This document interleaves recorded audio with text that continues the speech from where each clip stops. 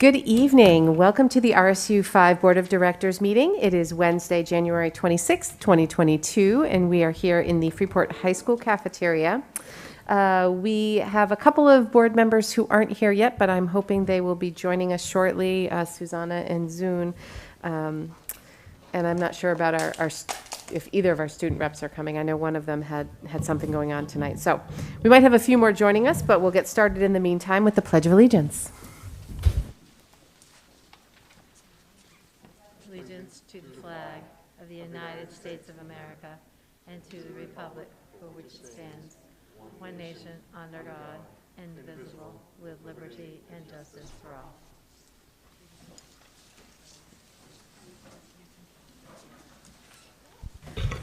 Okay, so do I have a motion for consideration and approval of the minutes from the January 12th, 2022 as presented, barring any errors or omission? Vali and Jill, thank you. Any comments, questions? All those in favor? Great, none opposed. Adjustments to the agenda, I do not believe we have any. We don't have a student rep to give us an update, so we will move on to public comment. So just a quick reminder, because we do have some folks with us in the audience tonight. We just asked if you have a public comment that you come up to the podium here. Let us know your name, where you live, and we ask that comments be kept to 3 minutes. So if we had anyone who wanted to speak.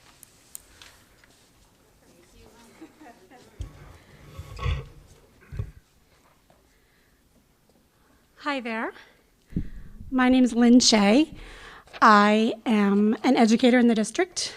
I'm a parent of 3 students, or my children, your students, who have gone through the RSU. One is still a senior. I have one that's in college. So we've gone through the gamut of Freeport school system and have been very pleased with the system. Now I can stand in front of 50 kids and be great. I stand in front of 10 adults and I'm like shaking in my shoes, so I apologize. I'm kind of following in my son Keegan Shea's footsteps, which I think he just came in. Keegan actually started this conversation earlier in the basketball season. So first I want to thank all of you. I've watched many board meetings and have been very impressed with how you all put kids first, and you really, as a staff member as well in the district, I feel like very supported by all of you, so thank you for that. I sent a letter last night, and I'm hoping most of you or all of you read it and saw the photos that I sent, as well as a couple of videos of surrounding communities who do not have a spectator ban. For the purpose of time, I'm not going to read that letter to you. I just want to let you know what will happen for our students and our athletes if the spectator ban is lifted. With only 3 home games left for the boys and girls team, our hope is to have spirit nights to encourage students to attend and support the basketball teams. We would like to do bright out spirit nights for both the boys and girls teams for their last home game before senior nights. Students would be encouraged to wear bright clothes and bright colored masks. Bright out t-shirts would be given to the first 50 to 100 fans that are students free of charge, and some might even be tossed up into the bleachers at the halftime, which is something we've always been able to do, with the exception of the last couple of years. The senior nights would honor our seniors as we normally would, decorate in the lobby, and Mr. Sickles would do flowers for the senior parents and a short presentation. We would ask fans to do a whiteout or blackout night, wear this color shirt, depending on what the teams request. Just having these 2 spirit nights will help create a feeling of normalcy and will also allow our students the freedom of cheering for their school basketball teams as a whole community. This is something Covet has taken away from them, and it's time to give it back. Thank you for your time and your consideration. Thank you, Lynn. I'm the exact opposite of you. I'm fine up here, but you put me in front of a group of kids and all bets are off. So you did a great job. Thanks. Any other public comment?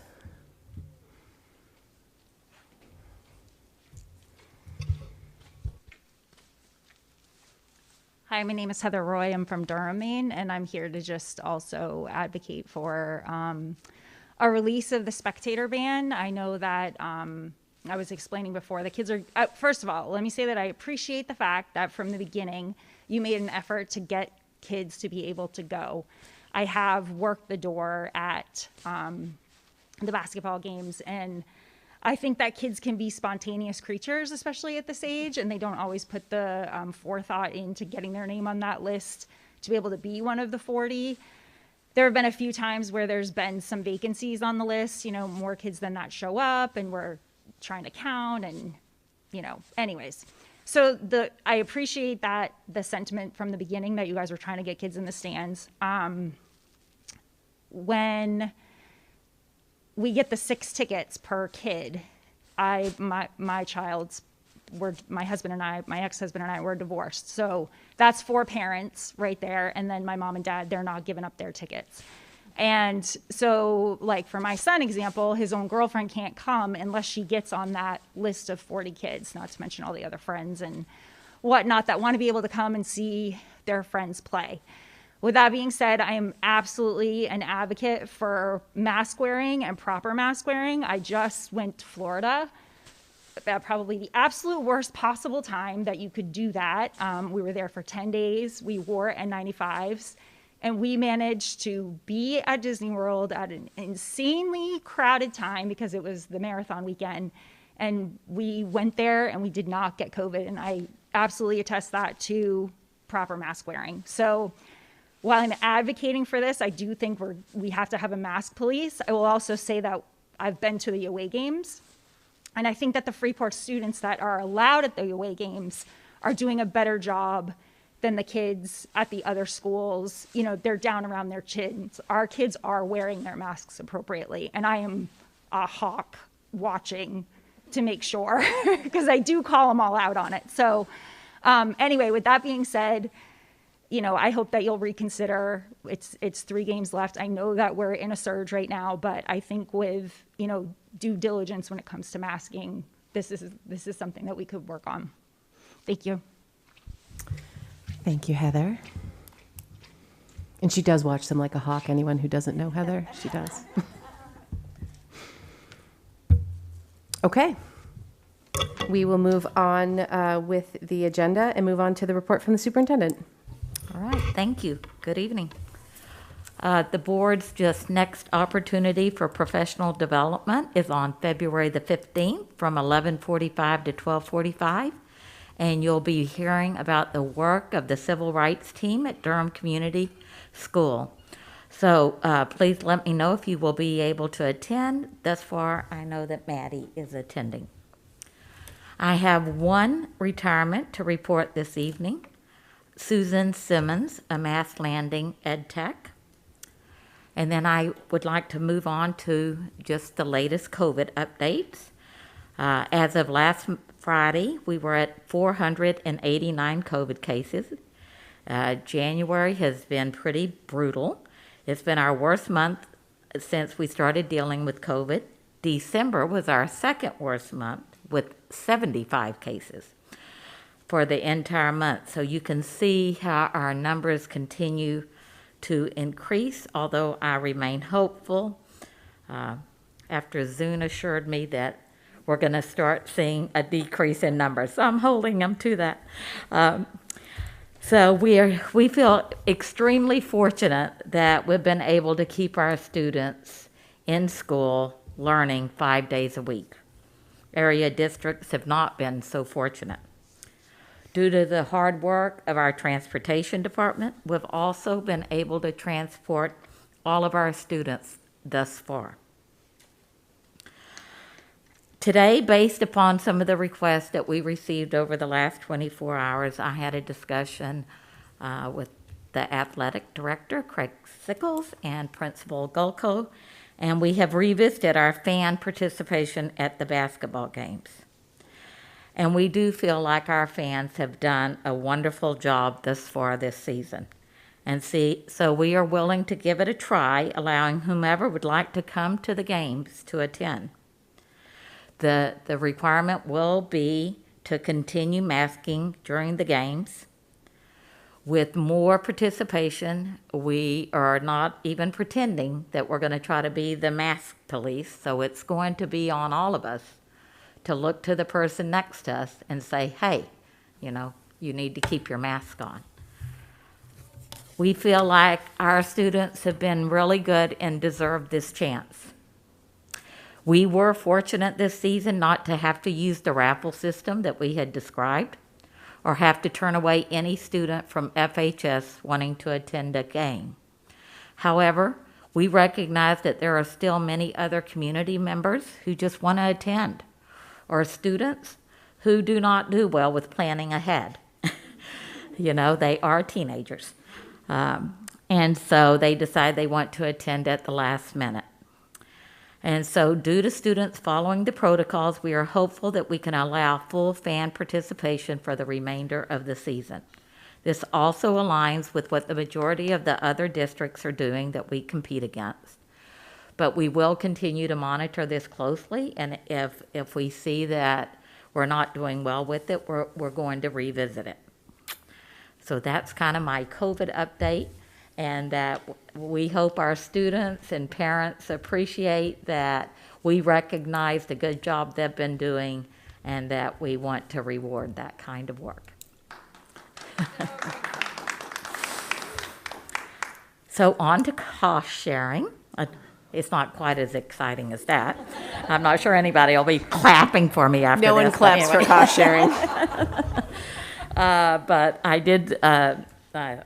I was in contact with Susan Bowden again, and she is working on her proposal, and she thinks she'll have that to me by the middle of February, so that if we need to make an adjustment to the budget, we can do so.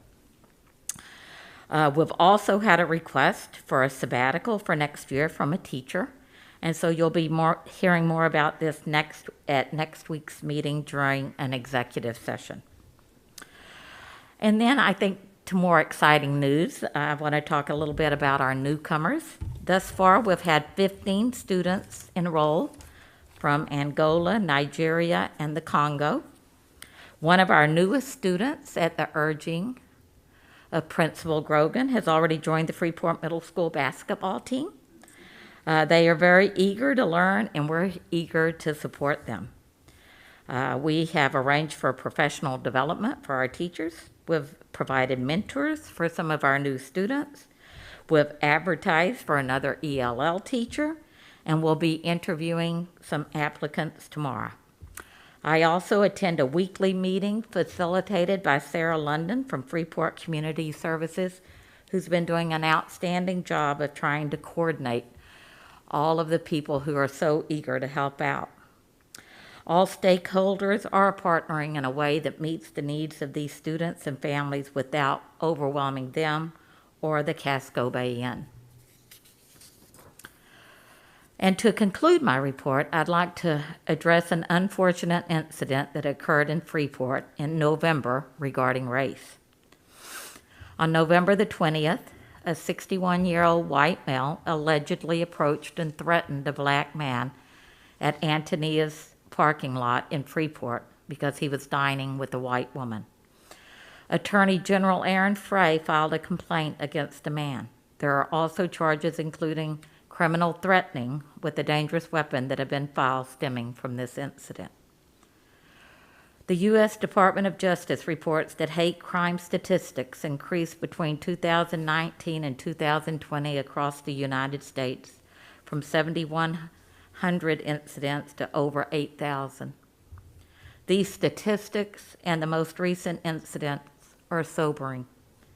We know that those numbers are probably underreported, that on a daily basis, many more incidents of hate crimes occur in the homes, school, workplaces, and in our communities. Attorney General Aaron Frey filed similar complaints in September against two 15-year-old girls from Bangor, alleging they spray-painted racial slurs on the car of a Pakistani American. Last March, he filed a complaint against a Portland man who was accused of attacking an Asian American woman and her daughter and telling the woman to go back to your country. All of these incidents occurred due to the color of the person's skin or their place of origin. This is very alarming and disturbing and reminds us of how important the work that we currently are doing around diversity, equity, and inclusion is and needs to continue to be. Not only in our schools, but also in our communities and workplaces and in our homes.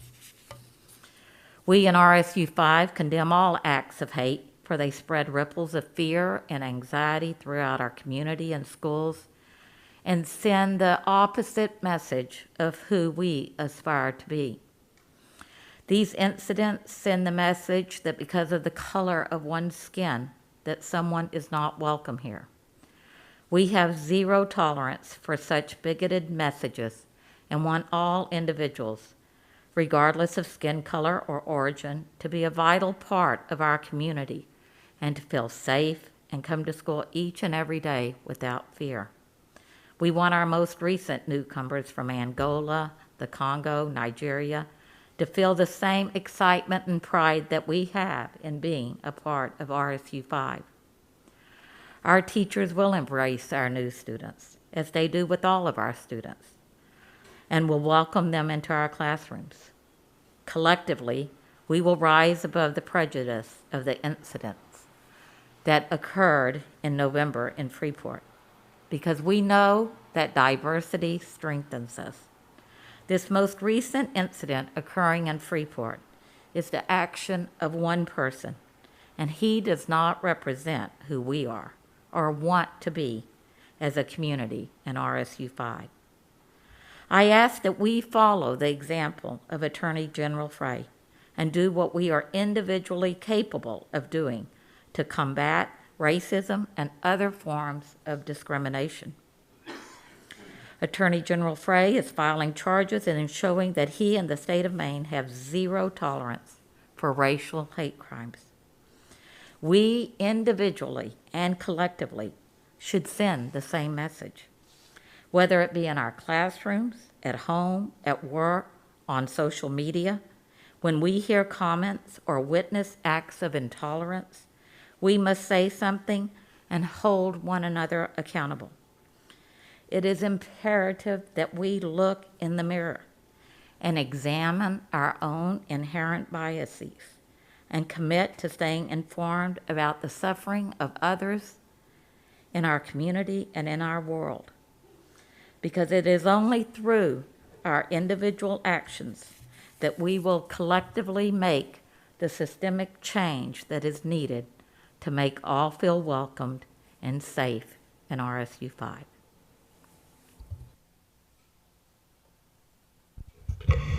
Thank you, Dr. Foley. Do we have any questions on the report? There was a lot in there from start to finish. Vali. I just want to thank you, Becky, for that letter. It was beautiful. Thank you.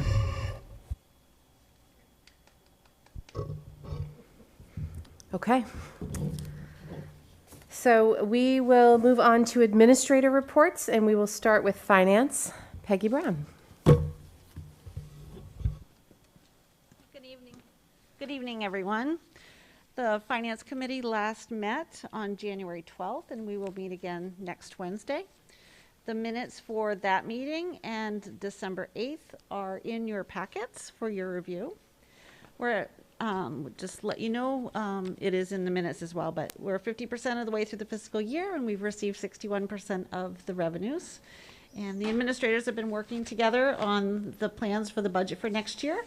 It's been a wonderful collaborative effort, and you'll see the presentation that Dr. Foley has later this evening.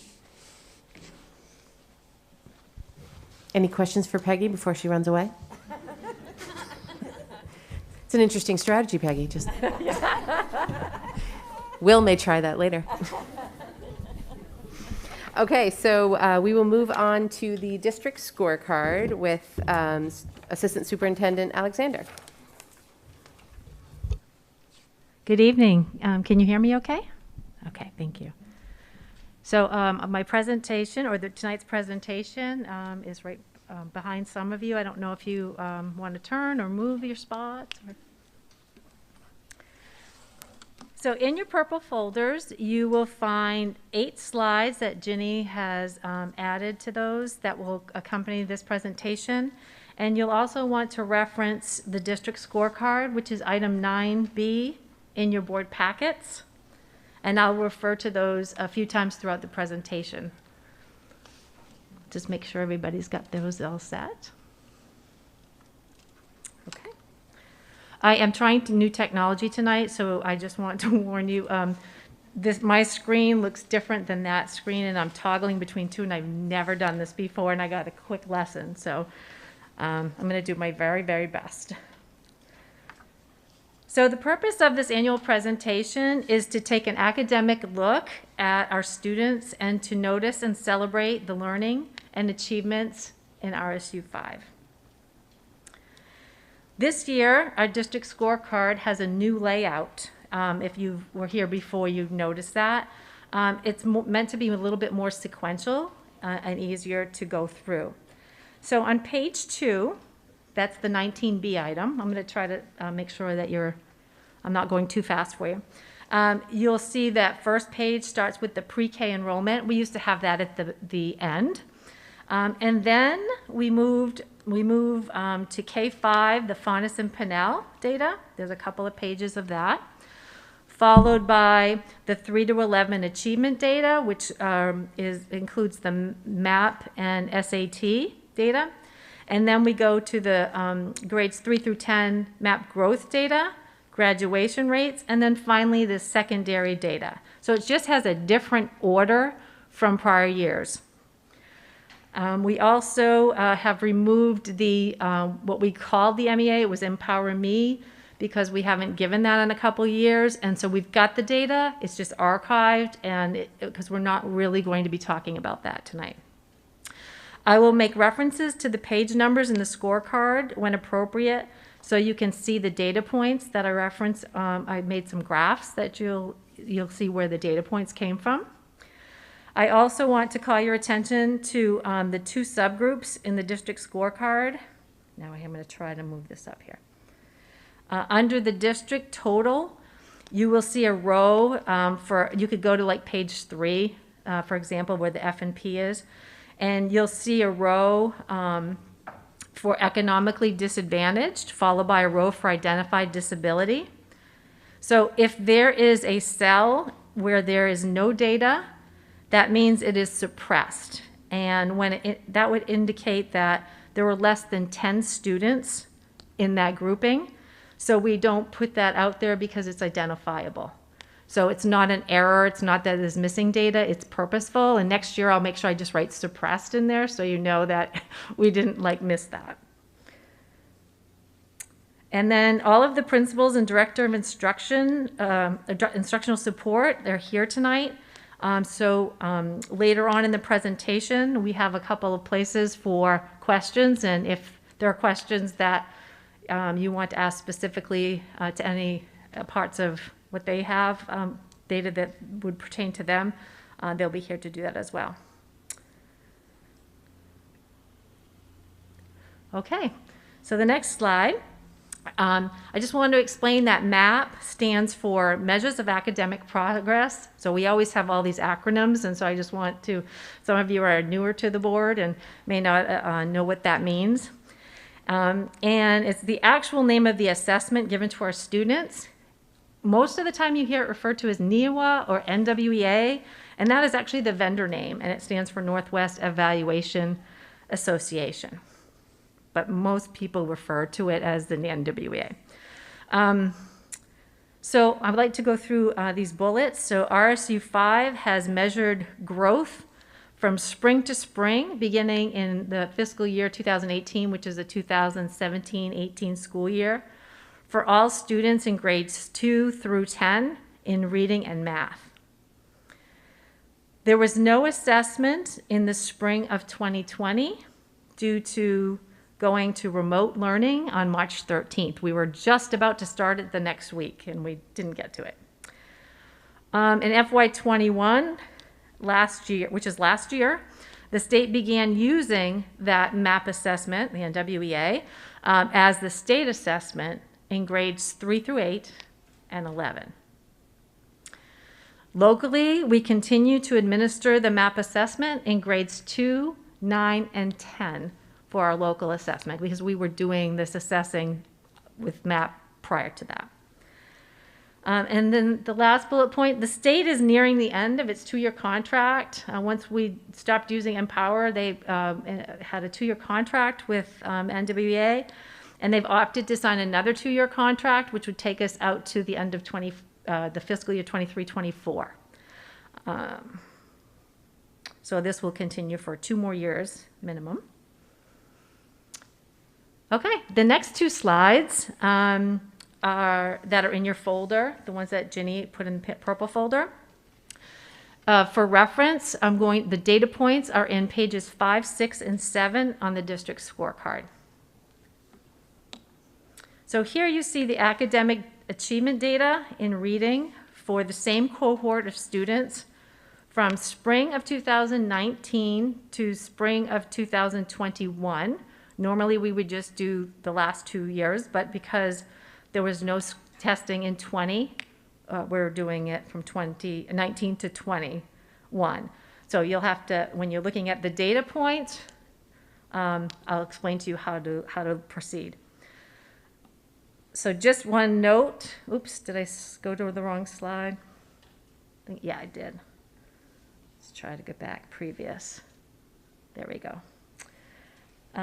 These students are currently in the next grade level. So when we're looking at the grade 5 students on that left side, they're actually currently grade 6. I just want to make that clear. So where it says grade 5, that was their 21 grade. So That's it's right. the same kids from 3rd grade, Yes. 5th grade, and now they're in 6th grade. Correct. That's exactly what, yep. So what Michelle just said is, if you look at that first column, grade 5, the dark maroon, that's what they were in last spring. That's the data point for that. And then what they achieved in grade 3. So you'll notice that at that grade 5 level, there's a slight drop in their achievement level from grade 3 to when they were in grade 5, but you don't see that in any of the other grade levels. And then this is the same, similar slide, but just showing our math cohorts. And the data shows that students maintained or slightly improved achievement levels in math with just a slight drop in grade 8.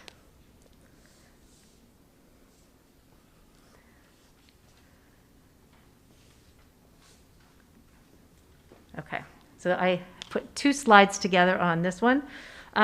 So this looks at our academic achievement in reading, and we have an equity goal. And so this is looking at some data points with equity in a particular subgroup. So one way to examine equity in academics is to review the performance levels of our subgroups. The subgroups that really popped for us was in our economically disadvantaged population.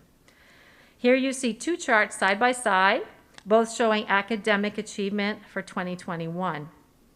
The chart on the left shows Faunus and Pinnell benchmark assessment that is administered in the spring to students in K through 5.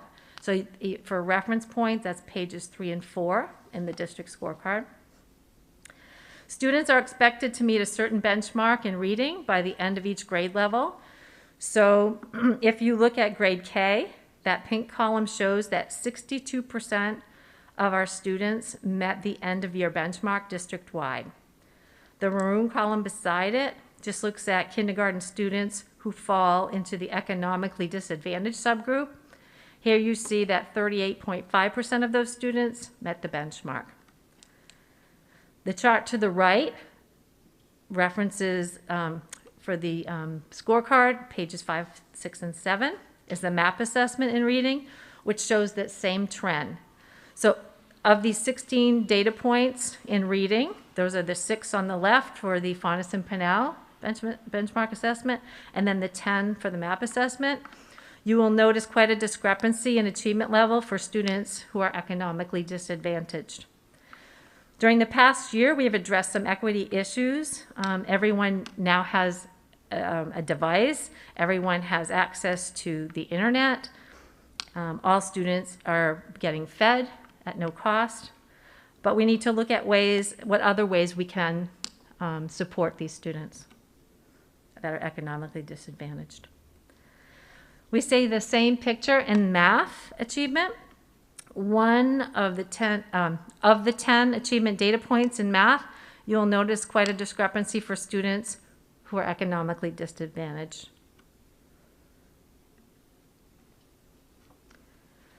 And this slide shows 7 years of data at the high school regarding advanced placement classes. We call them AP for short. So AP classes provide great learning and the ability to experience the rigor of college classes. The highlight here is that 130 students were enrolled in AP classes, and this is now a 3-year trend. 69.4% of the students who took at least one exam passed at least one test, which is 13.6% higher than the US total. Of all the tests taken in 2021, 63.2% had a score of 3 or better on a 5-point scale. A 3 is considered passing.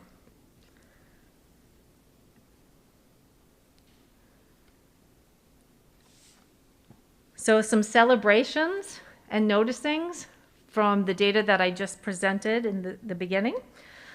In your purple folders, I have also included a 3-year map achievement, trends by school, by year. This is a nice way to look across grade level. Oh, sorry, let me go to this slide first. The cohorts the cohorts are improving or maintaining their achievement levels in all grade levels in reading and math, with only a slight dip in reading in grade 5 and a dip in math in grade 8. We are pleased not to see a regression trend in the district total due to COVID. We may see some in some subgroups, but we're not seeing a real regression in the district totals. And then our AP classes for each of the last 3 years, we have maintained a high number of students enrolling in the rigorous courses. Noticings are economically disadvantaged students as a subgroup of each grade level aren't achieving as high as the district total at each grade level. And so I'm going to click on the link I have there. This is the document that you need to take out now is the colored one that Volley, referred to. And I'm going to click on it here. Hopefully I can bring it up. There we go.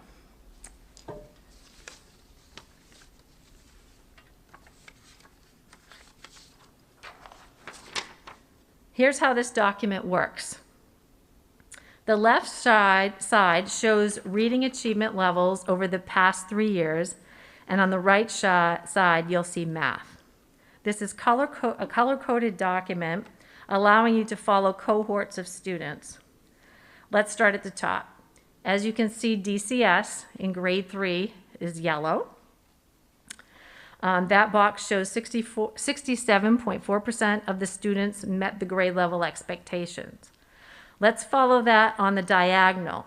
In 2020, you will see COVID, which means we didn't assess. And in 2021, you will see 63%. What this shows is a slight dip over the 2 years. Please take note that in 2019, there were 43 students in that group, and in 2021, there are now 46, because that's relevant to the percentages. Then if we drop down to MLS and follow their yellow path, and then you can drop down to Pownell and follow their yellow path. I've lost my spot here. Okay, now I would like to point out grade 8 at DCS and FMS. So it's toward the top, it's orange. And you can see where it says 76.2%, and then drop down to grade 8 at Freeport Middle School. You can see it's 87.4%.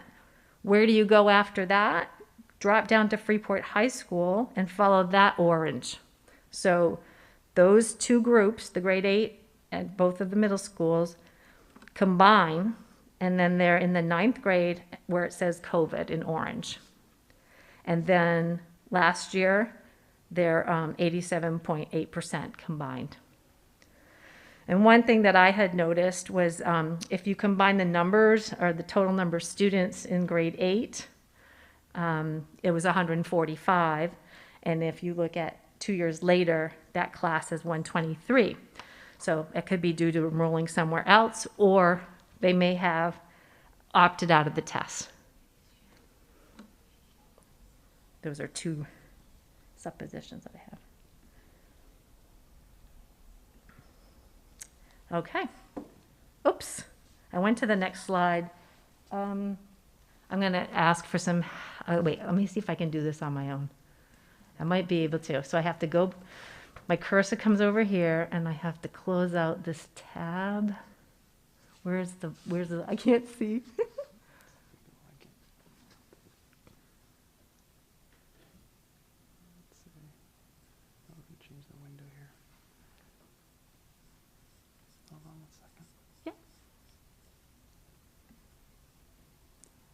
It's this one. Yes.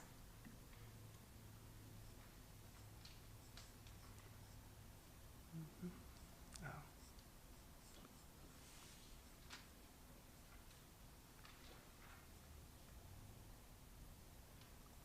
Brilliant. Do the red, yeah. Well, that's full screen. That's the.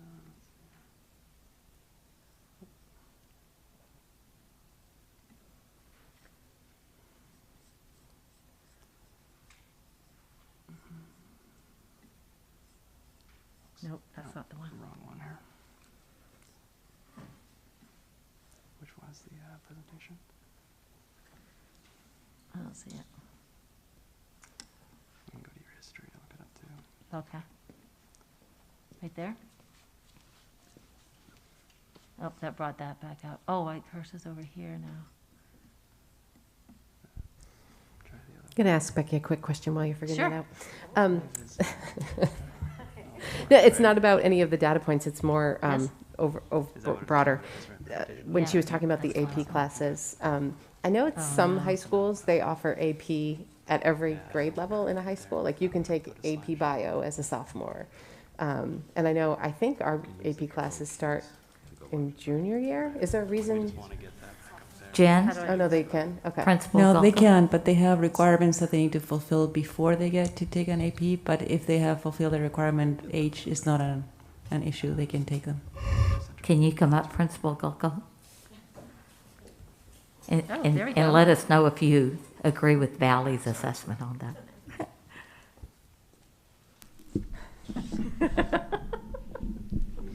I'm sorry. Can you repeat what you were saying? I was The distracted. question was, at some schools, you can take AP classes at any time Any in grade high level. school, but it seems like here primarily it ends up at like your junior and senior year. But Valley pointed out that not always. It depends what you took beforehand. It's the prerequisites. So it totally depends on, we have students who have taken AP Calculus as soon as their sophomore year. I don't think we've had a freshman do that.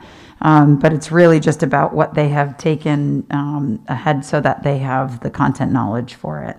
I know that there's some schools, I know that my Falmouth offers AP Geography, which is a class that doesn't have a prerequisite for it. And so that's not a class that we offer here, but those are the type that ninth graders could take. But we have quite a few sophomores who have been able to enroll in AP classes, but very few freshmen.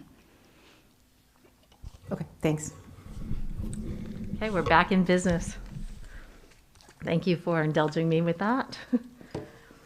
Okay, so for this slide, reference pages 11 through 13 in the district scorecard.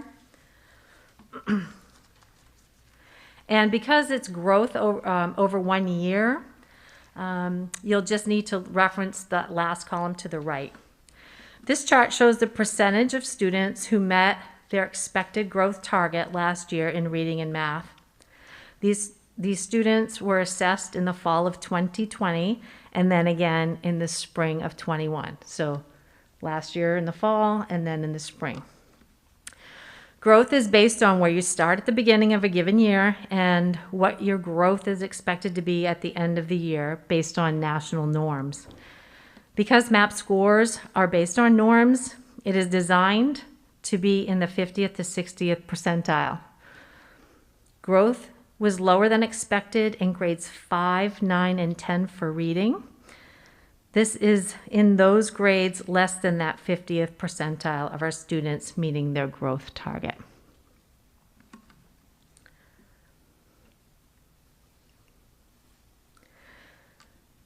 When looking at equity in terms of growth data, we see a different picture than we did with the academic achievement.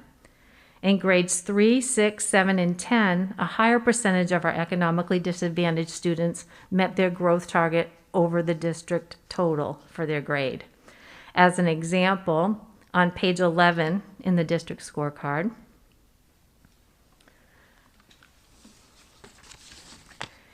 "13 of the 22 students, or 59.1% of the economically disadvantaged students, made their growth target in reading, whereas 60 of the 115 total students, or 52.2% of the district total, made their growth target." In math, for students who are economically disadvantaged, the math growth data shows more of a balance in grades 6 and 7 and more growth in grade 9. And then the others were lower.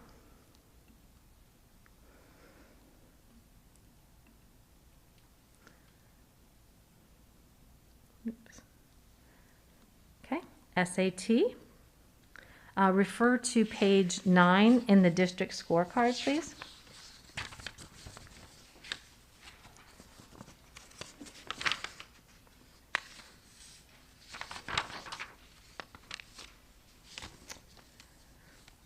Okay, so on the district school, well, first, the SAT is no longer used as a state assessment for grade 11, which I mentioned earlier.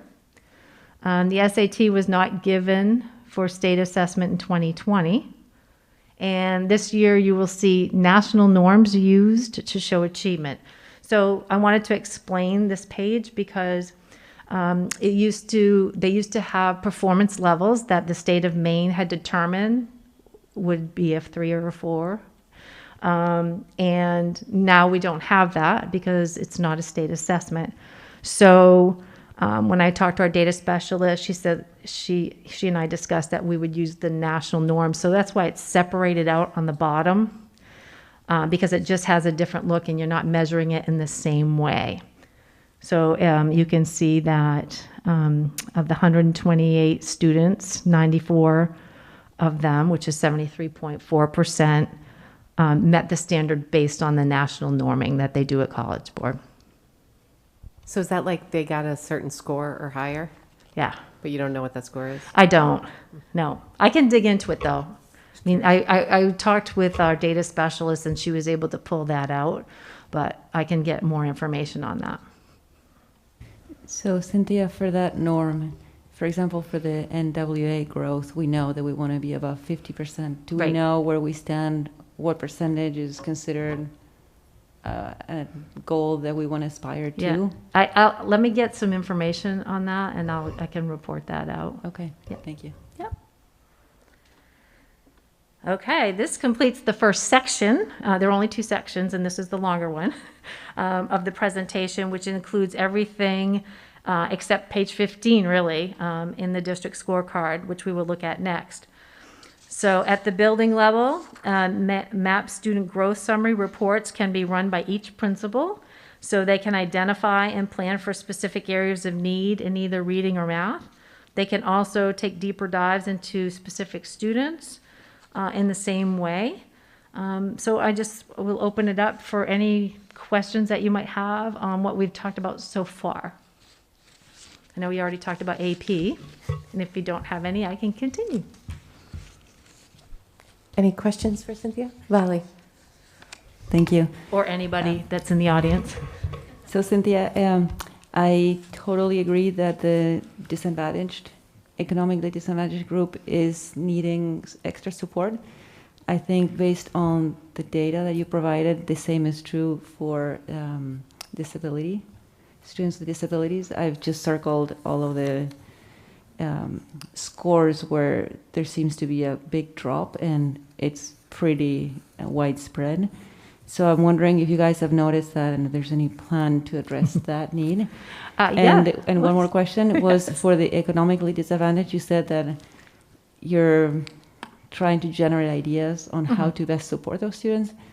Can you share any of those ideas if you have already talked to the principals about that? Yeah. So one of the things that's a challenge is for the economically disadvantaged is we don't know who they are technically. I mean, the principals know who they are, most likely, but we technically don't.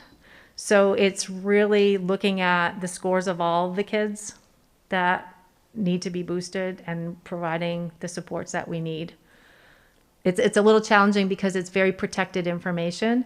There's only 2 people in district that have access to it, and I'm not one of them.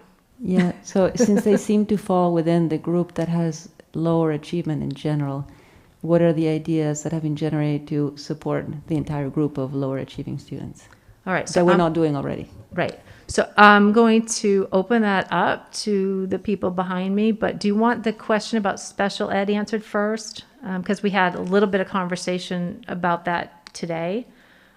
So we did notice that there was some areas, but we talked about why that might be and had a little bit more discussion. So Bonnie?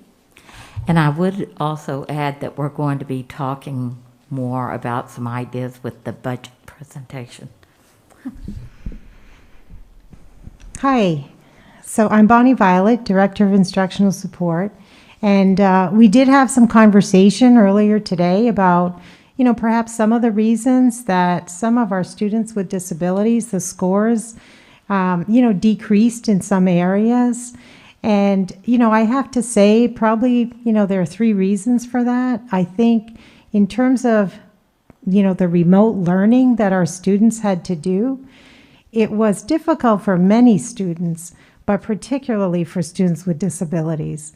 It was hard because, some of the families had difficulty with the technology. We were able to get them hotspots, but even with that, sometimes our teachers had to really walk them through how to, use the technology with their children. And, because our students are not always, sitting in their seats and focused like, some other students, it was difficult to engage them virtually. So, I would say those would be the reasons that we're seeing some of our students had struggled, and we tried as much as we could, or as quickly as we could, I should say, to get them back 5 days a week, because we knew early on that this was going to be a challenge for them. So that's, part of the explanation without having, really looked at this in depth. I'd like to just add one comment to that too. When students, and Bonnie, you can expand on it, but when students that have been identified needing specialized instruction catch up, we dismiss them. So that's another issue. I mean, it's a wonderful thing, but when you're looking at the data, I don't think we have the same expectation for those kids that are identified as we do for, say, the socioeconomic group or the subgroups by race. Okay. Thanks, Bonnie. I think there's a Jen. question over there.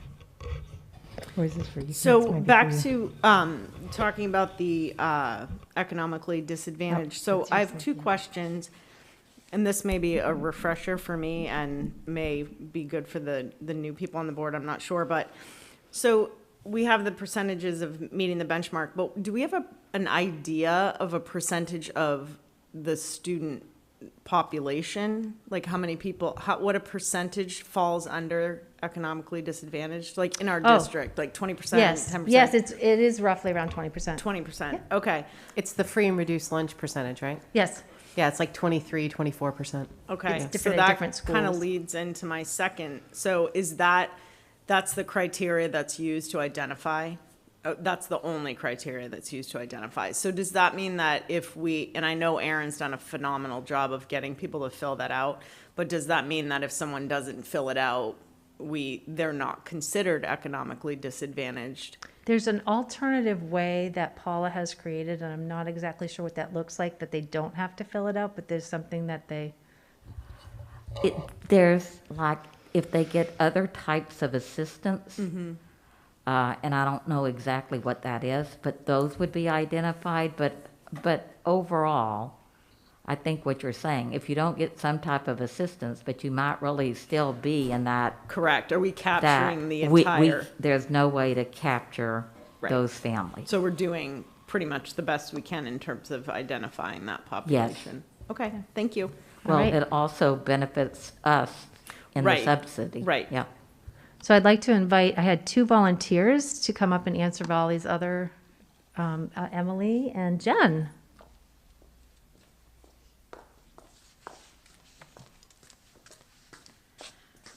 Hi, so this won't be a comprehensive explanation, but just to give you a sense of some of the things we've considered in the past year. So one place we looked at was like just attendance and access to school, and tardiness for a variety of factors is often an issue with students who also experience economic hardship. So we try to partner really closely with families to ensure that transportation is not an issue, that we address issues with tardiness and attendance. And even looking at some of our bus routes and where do kids have a short walk to a bus versus not, and that being a limiting factor in making some changes to transportation.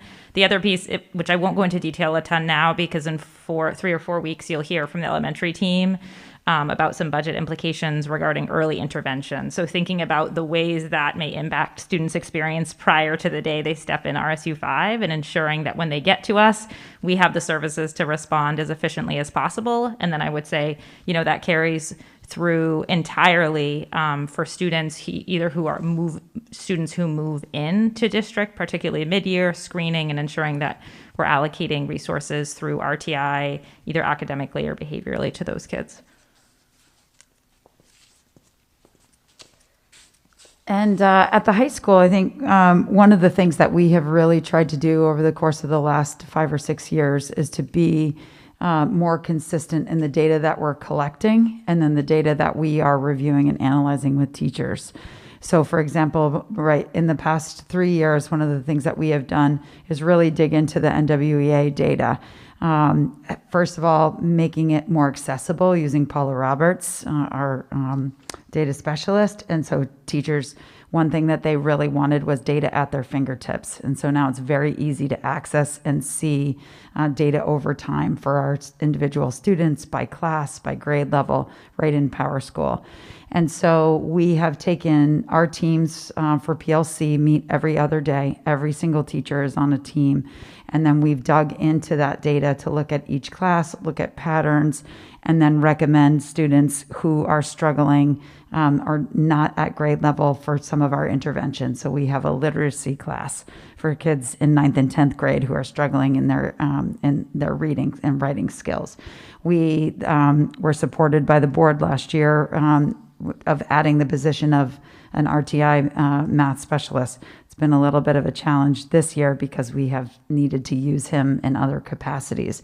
But so those steps of looking at the data, having access to it, consistently giving the NWEA, and then taking action by placing kids in interventions is how, to Dr. Foley's, I'm sorry, it was either Dr. Foley's point or Cynthia's point, that instead of identifying the students who are at a lower socioeconomic status, we're looking more at achievement and seeing everyone who is not where we want them to be, what's the intervention that we're putting in place. Thank you. Jill, did you still have a question? You're good? Okay. Okay. So now I'd like to. Oh, no, we're not done. Oh, sorry. Maddie? I think I asked this a couple years ago, so I'm sorry.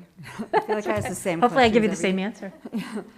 Well, I'm just wondering, generally, if you're noticing, if reading is a concern, because it seems like the trend has been improvement across the board in math, but reading, we have several areas of concern this year. I think there was that one chart that showed 5th and 7th and 9th grade were a concern. So I'm just wondering if district-wide, we're concerned that we're not where we should be with reading. Julie, I know that you had talked about reading in the fall. Maybe she can talk about that a little bit. So I can just speak about early reading development, and some of the charts that we're seeing, you'll see, like the ones that stood out to me just because they're my grade levels, is that kindergarten remained relatively high, and then first and second were low. So those I would explain as being a direct result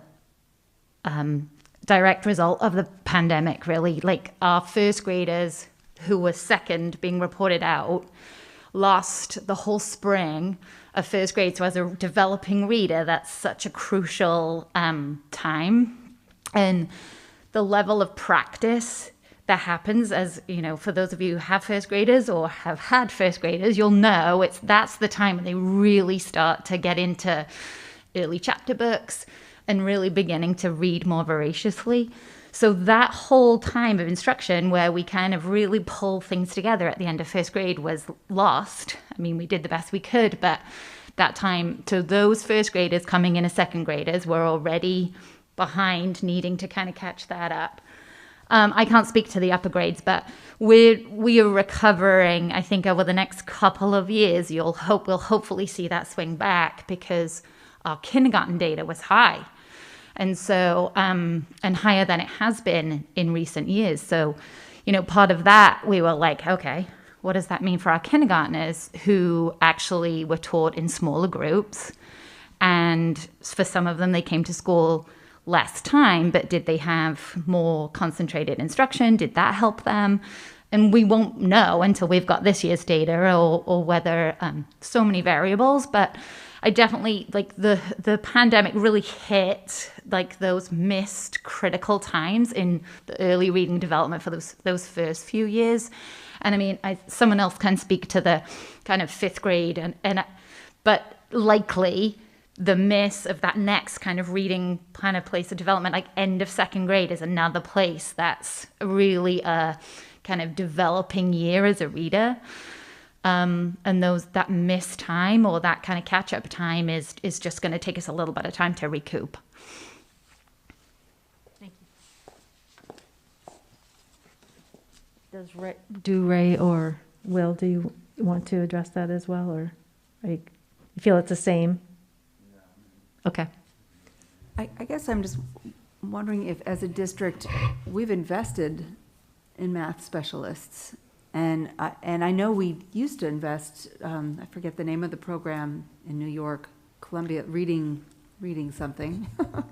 We still invest doing that? heavily in literacy, and I, as the superintendent, I will say we're concerned about every student who graduates from Freeport High School who's not hitting benchmark as a reader, because we know what a critical skill that is in our society right now. So yes, we have literacy professional development at all levels, including the high school. Pre-K to 8, we invest heavily in Teachers College. And then we have a literacy specialist that helps us at the high school. In addition, we have 2 coaches, pre-K to 8, to help us with that. So we are investing heavily, but I do think with this most recent scorecard, you are seeing the impact of COVID. And if you remember, we pushed pause in that 1 year on a lot of the work to just try to lower the stress level. Lisa would like to also address your question. I think for I'm Lisa Demick, I'm the principal in Pownell, but I think for any of you that have ever been in a book club, you know that reading comprehension is a really social thing. And I think that another place that the pandemic impacted students is in that opportunity to have those rich, literate conversations to really elevate the kind of thinking that they do when they read a shared text. So I think we had incredible efforts go into using Zoom and other, structures to kind of keep that going. But many of the activities that kids did, especially in the early part of the pandemic, were very individual. And you really get better at reading by reading with other people and pushing your thinking around a shared text. Jill. Looking at this colored sheet, I'm just curious, do you have a number, what is the percentage of students leaving and students moving in? Because when I look at the couple places where they do dip, the numbers aren't that big a difference when you're looking at the percentages. So if you had somebody move out who was a higher level and you had 2 kids move in, because often at a higher grades, kids moving in often have been a variety of places. So I just think, I'd like to know what that percentage is, over the year, what you have average kids moving in, kids moving out. Because to me, that kind of impacts, it colors this a little bit for me, because we're not just comparing the same kids going backwards. It might have been some kids moved and some kids moved in. Because I think when I look at this, I'm really pleased to see, as educators, everyone is striving for better, but I think our numbers look good. But I am curious about what numbers of kids move in and out of the district across grade levels. I think we'd have to research that. I don't know if the principals would probably know better than I do if you know on average, but how many kids move in and out. So I'd say the range for Mass Landing, so Freeport, so this year we had a really high number, so about 10% of our students are new to us, and then we've lost maybe 3 or 4%. I'd say in a typical year it hovers closer to 5% transition, receiving and sending. Similar?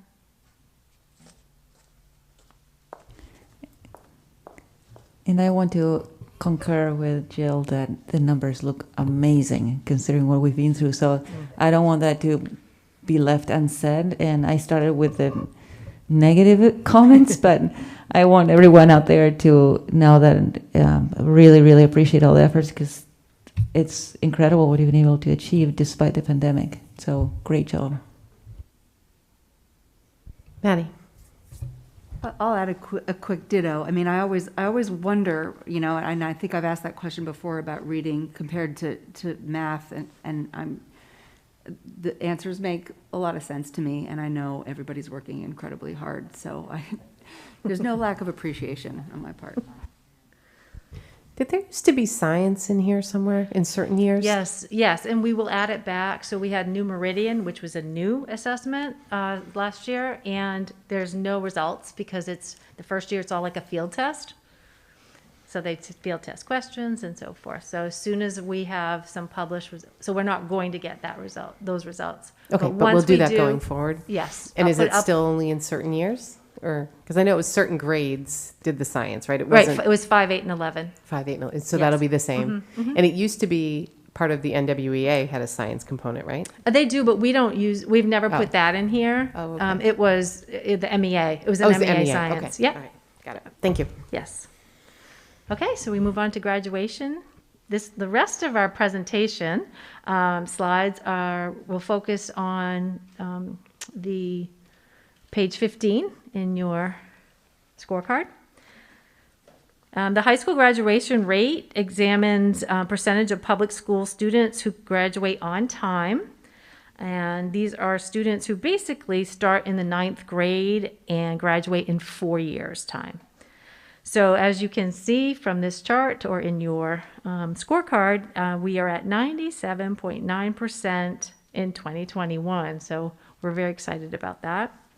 As comparison, the state of Maine graduation rate for 2021 is 86.1. And in case you want to know what the year before's was, it was the state of Maine was 87.5, and you can see up there it's 97.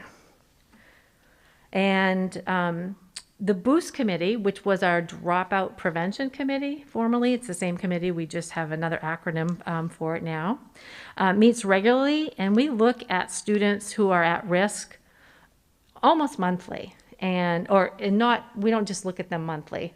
The guidance departments are looking at them all the time, but we visit and talk about them and in depth about monthly. And our goal, we've had a goal over the past 5 years to get to 100% graduation rate. And so I know Dr. Foley is hoping that we hit that this year, but so, that would be a huge accomplishment. And so we're really excited that we're trending in the right direction.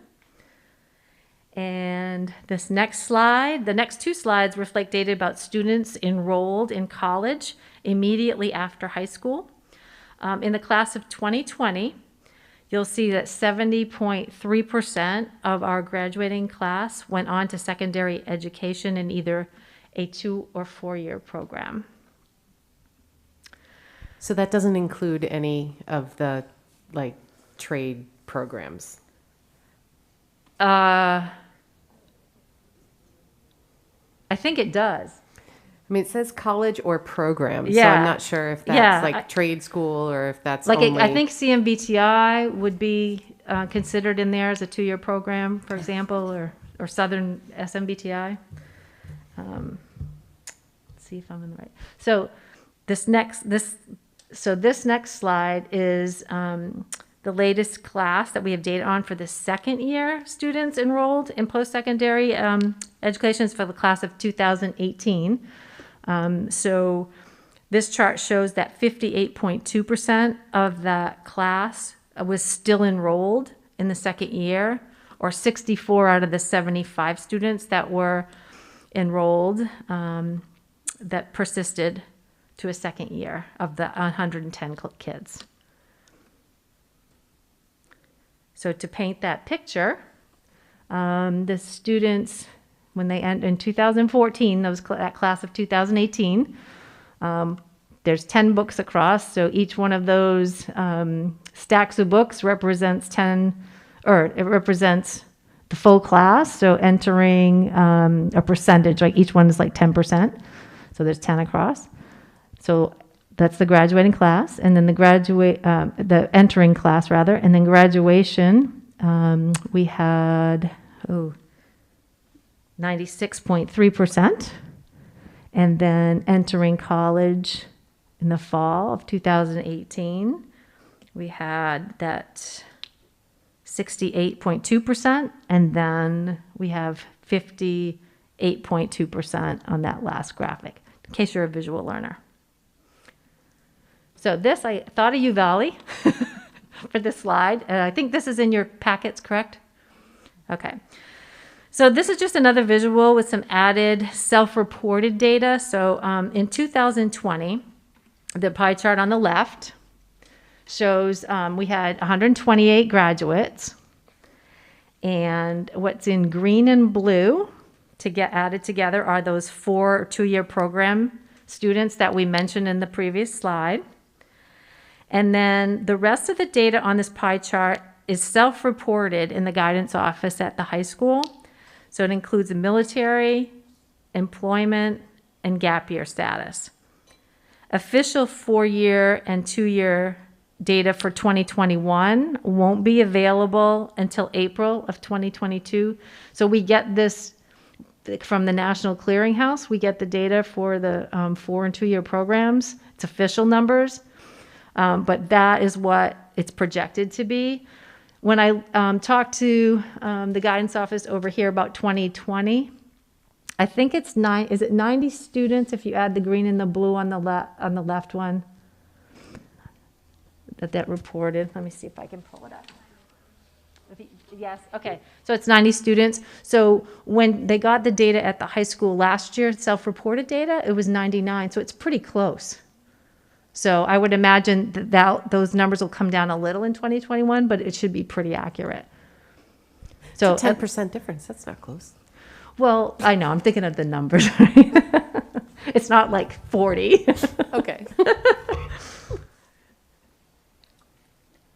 Okay, so celebrations for post-secondary. The percentage of students moving on to post-secondary right after high school has increased by 2%, 2 percentage points since 2018.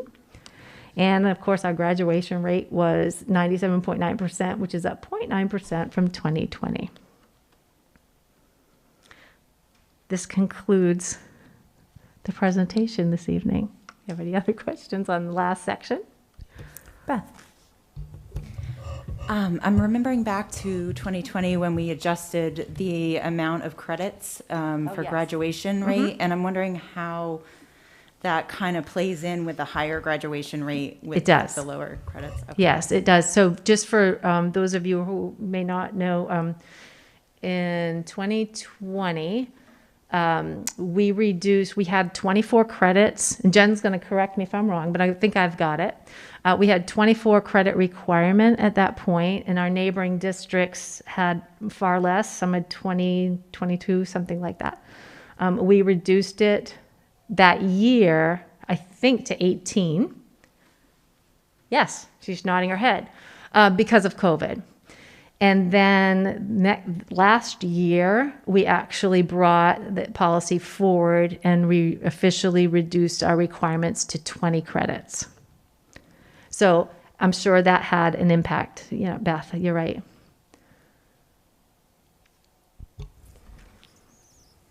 Polly. So Cynthia, you probably don't have it now, but would it be possible to get the norm, the national norm for the first year persistence and second year of persistence? Yes. Thank you.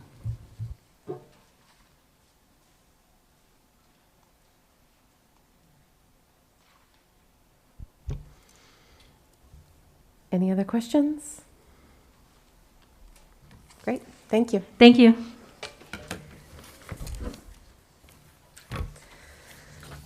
Okay, board comments and committee reports. So A is board information exchange agenda requests.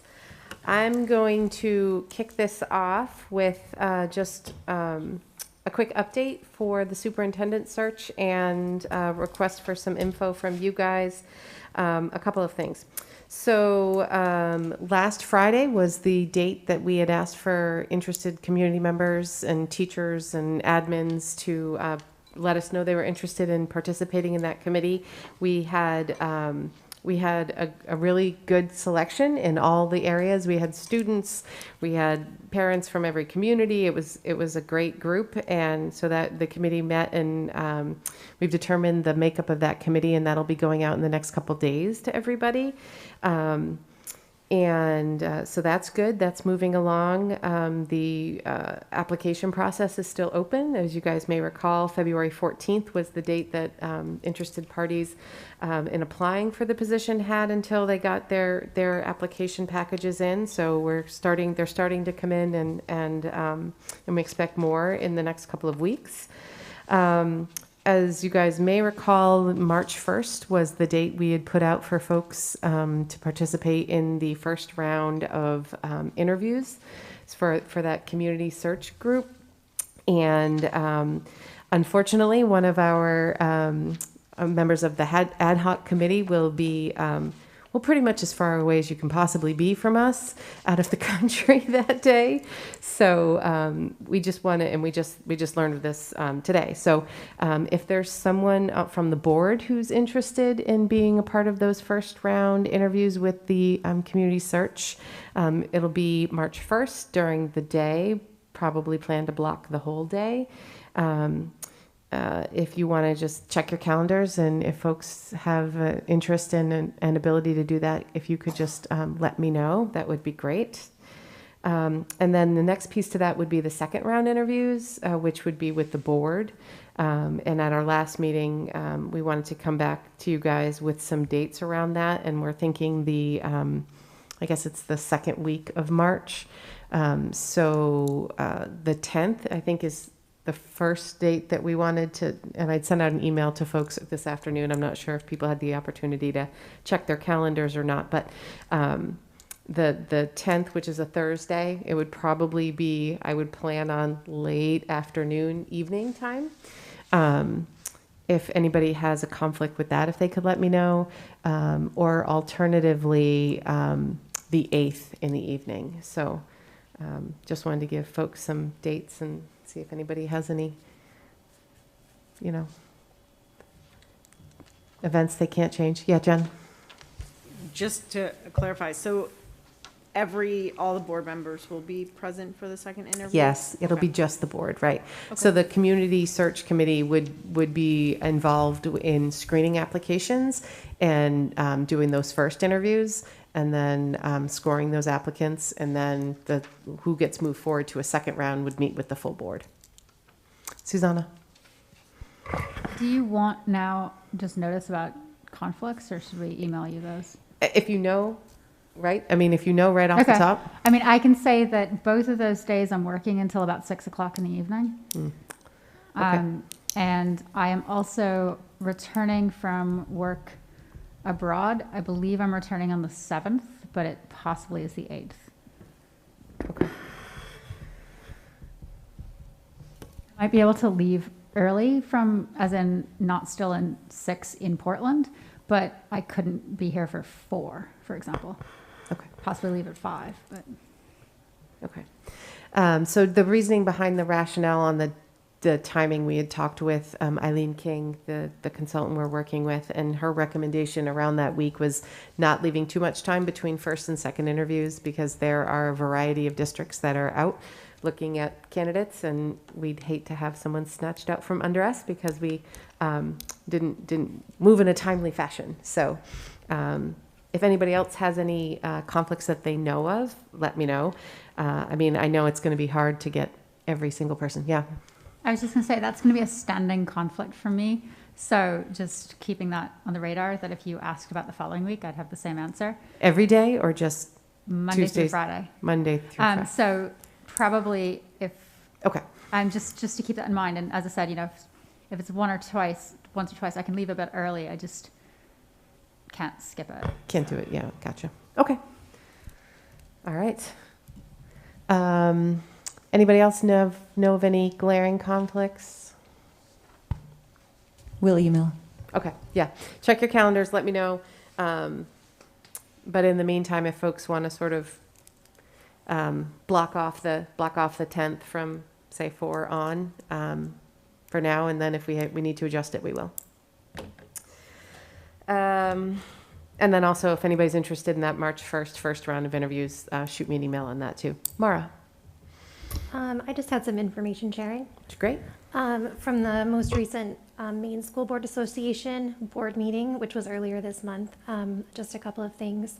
The first being we're in legislative session now, and I know Dr. Foley shared a list of bills with all of us. So if there's anything the board is particularly interested in, or if you'd like to know MSBA's position on a bill, I'm happy to find out more information for you. I'm not on the legislative committee, but the legislative committee meets every week to discuss positions on bills.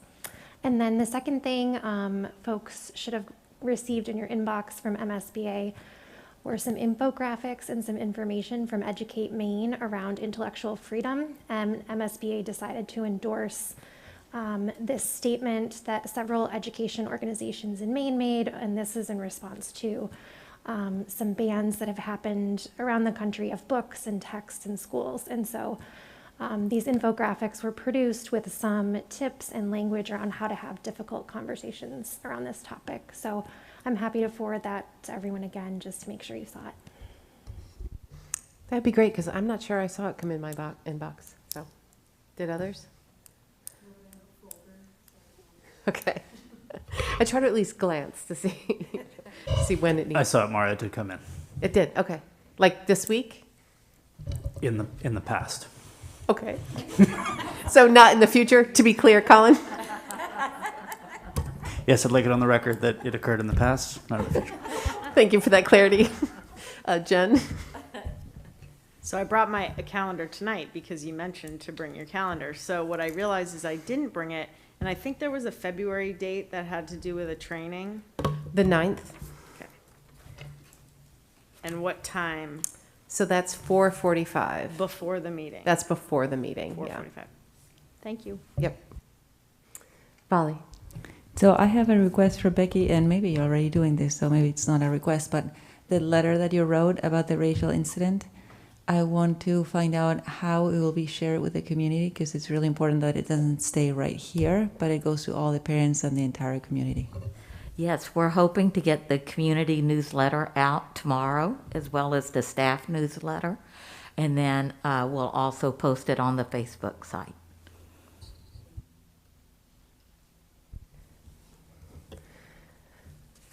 All right. Any other information shares, information requests? Okay. So we will move on to the Finance Committee. Beth? All right, so we've had 2 meetings here. Obviously, Peggy is doing a fantastic job with the minutes. I feel like I don't need to say anything because she has all the details in here. But just a couple of things that I wanted to point out, that we're right on track with the budget expenditures, the 42% through the year, and approximately 42% of the revenues had been received, and that was as of the December 8th meeting.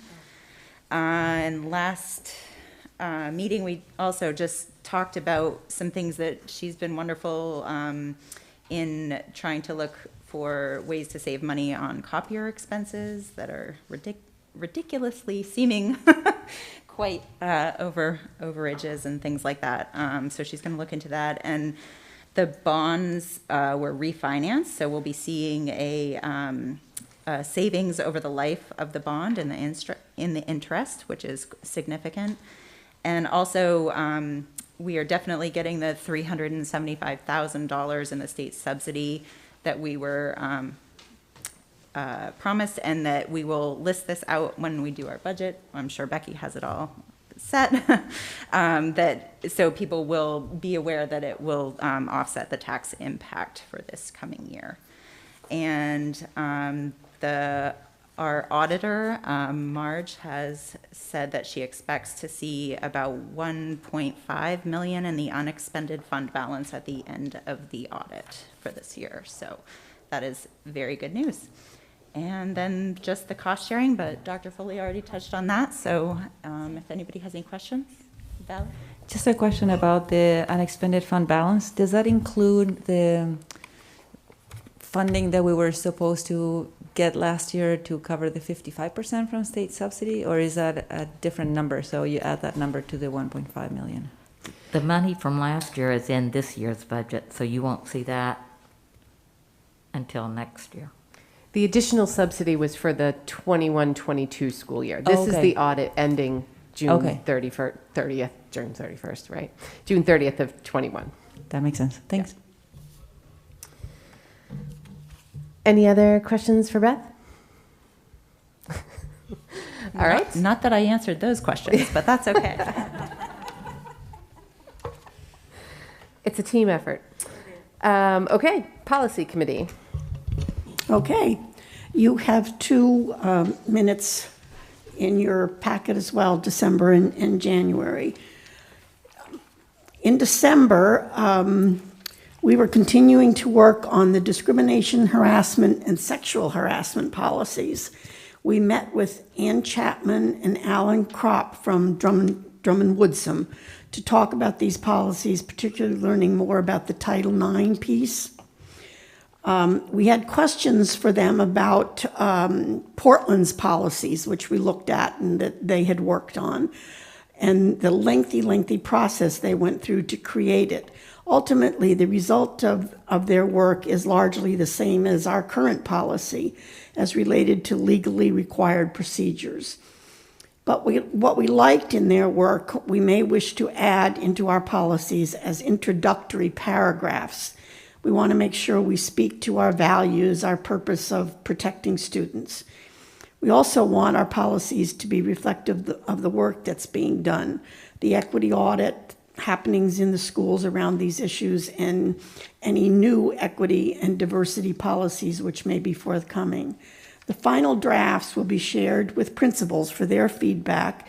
We'll also seek student input through the RSVP and student leader groups. We also reviewed the policy about employee use of cell phones, which you'll talk about tonight with Cynthia for the first read. All right, and at our January meeting, we met with the teachers union reps to review proposed changes to the workplace bullying policy. We need to confer with lawyers before responding. Not ready for the first read yet for that. We continued to work on the new policy about memorials and scheduled an extra work session in January, which we did, and have scheduled another work session to look at it. So we're working on developing the policy about memorials.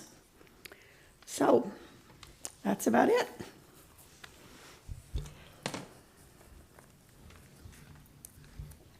So we want to move right on to the policy in front of us? Sure. You have one policy. It's a pink handout. The cell phone, let's see, employee use of cell phones. So in paragraph 4, you'll see we struck out that last sentence. School administrators may confiscate and search a device when there is reasonable suspicion that an employee has violated this policy and that the device contains evidence of the violation. Lawyers said, please take that out. And the only other change that we had is just to take the heading out at the bottom of the page, school bus drivers, because we don't have headings in any of the sections for any of the other parts. Other than that, it remains the same. Should there, the very last sentence where they're talking about they can only, for somebody driving a vehicle, can only use it to call for help in a mechanical breakdown emergency situation, shouldn't it say when the vehicle is stopped and parked, not or parked? Like, so if they're at a stoplight, it's illegal to talk on your phone. Yes, that's good. Okay. Good upgrade.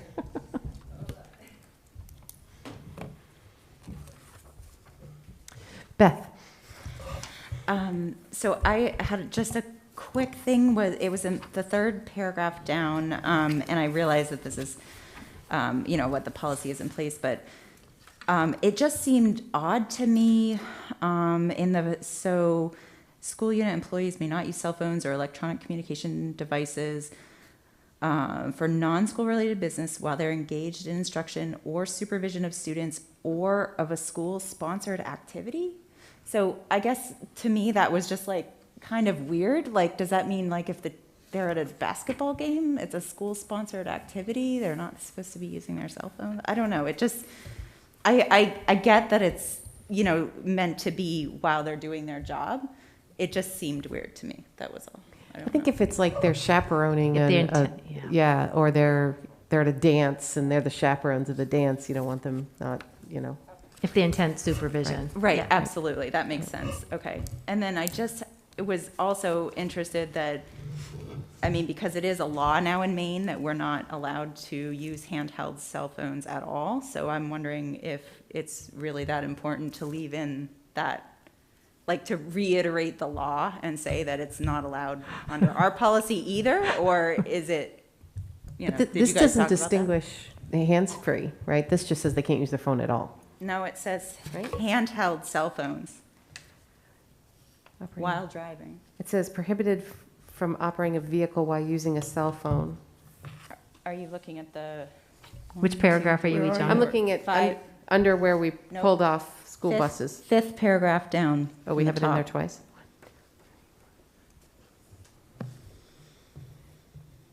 Oh, that's interesting. Why do we have it in two sections? Where are you looking at, Michelle? So the fifth paragraph is the one Yep. Beth's talking about. It says, in the interest of safety, school unit employees are prohibited from using a handheld cell phone or electronic while driving RSU number 5 owned motor vehicles, whether transporting students, other staff, or driving alone. School unit employees are also prohibited from using handheld cell phones and electronic while transporting students in private vehicles. And then we go down under where that used to say bus driver or school bus drivers and operating a school bus or other school unit vehicle, which I think would be the same thing that they're talking about in that paragraph above. It might just be a duplicate. Okay. No, but that's a good point. We probably should strike out handheld in both those situations. I mean, if they're using a cell phone, even if the cell phone is on the dashboard, that's not good. They shouldn't be using a cell phone at all if they're driving, Well, whether I it's guess handheld or not, right? it depends what you want it to read, I guess. Is that the policy that you're not allowed to speak on the phone at all? Or is it the policy that you're not allowed to hold it in your hand while you're driving? So. Yeah, I mean, for safety's sake, it's distracting to be talking on the phone, even if you're not holding it in your hand. So my vote would be to just strike the handheld and just no cell phone use while you're driving students around. Unless you're using Waze or Google Map or something like that. You have to stop. There's exceptions. Right, yeah. Any thoughts, preferences? I think I think there's probably just a way to consolidate those two paragraphs into, I think the stricter of the two is the one that was under school bus drivers. So maybe it was like, the vans were up above and this was really meant for school buses and that's why there's a distinction. I'm not sure, but probably don't need a distinction between the two. And how are we feeling as a group about handheld? Well, the last paragraph, the one that Michelle alludes to, has using a cell phone. It doesn't say using a handheld cell phone. Okay, so that's like don't be on the phone while you're driving. Okay. Susanna. I was just going to say, when I drive a bus for another district, it's a no cell phone, do not use. And when I've taken kids on trips, if I need directions, I have a kid that has to do the whole Google Maps thing. Oh, so it's no communicado and of any sort. So I think I would be in favor of that, because that also ties into the whole, you can always pull over if you need to. And that kind of ties into the second half of that latter part about the bus driving is, here's when you can use the phone. Here's when you can communicate.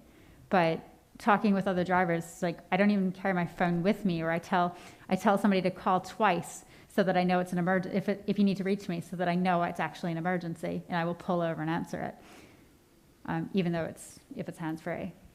So I would be in favor of just no phones. Okay. Good. All right, so we need a vote on that. So do I have a motion for consideration and approval of first read of the following policies? GBCC, employee use of cell phones. Bali, thanks. Beth, second.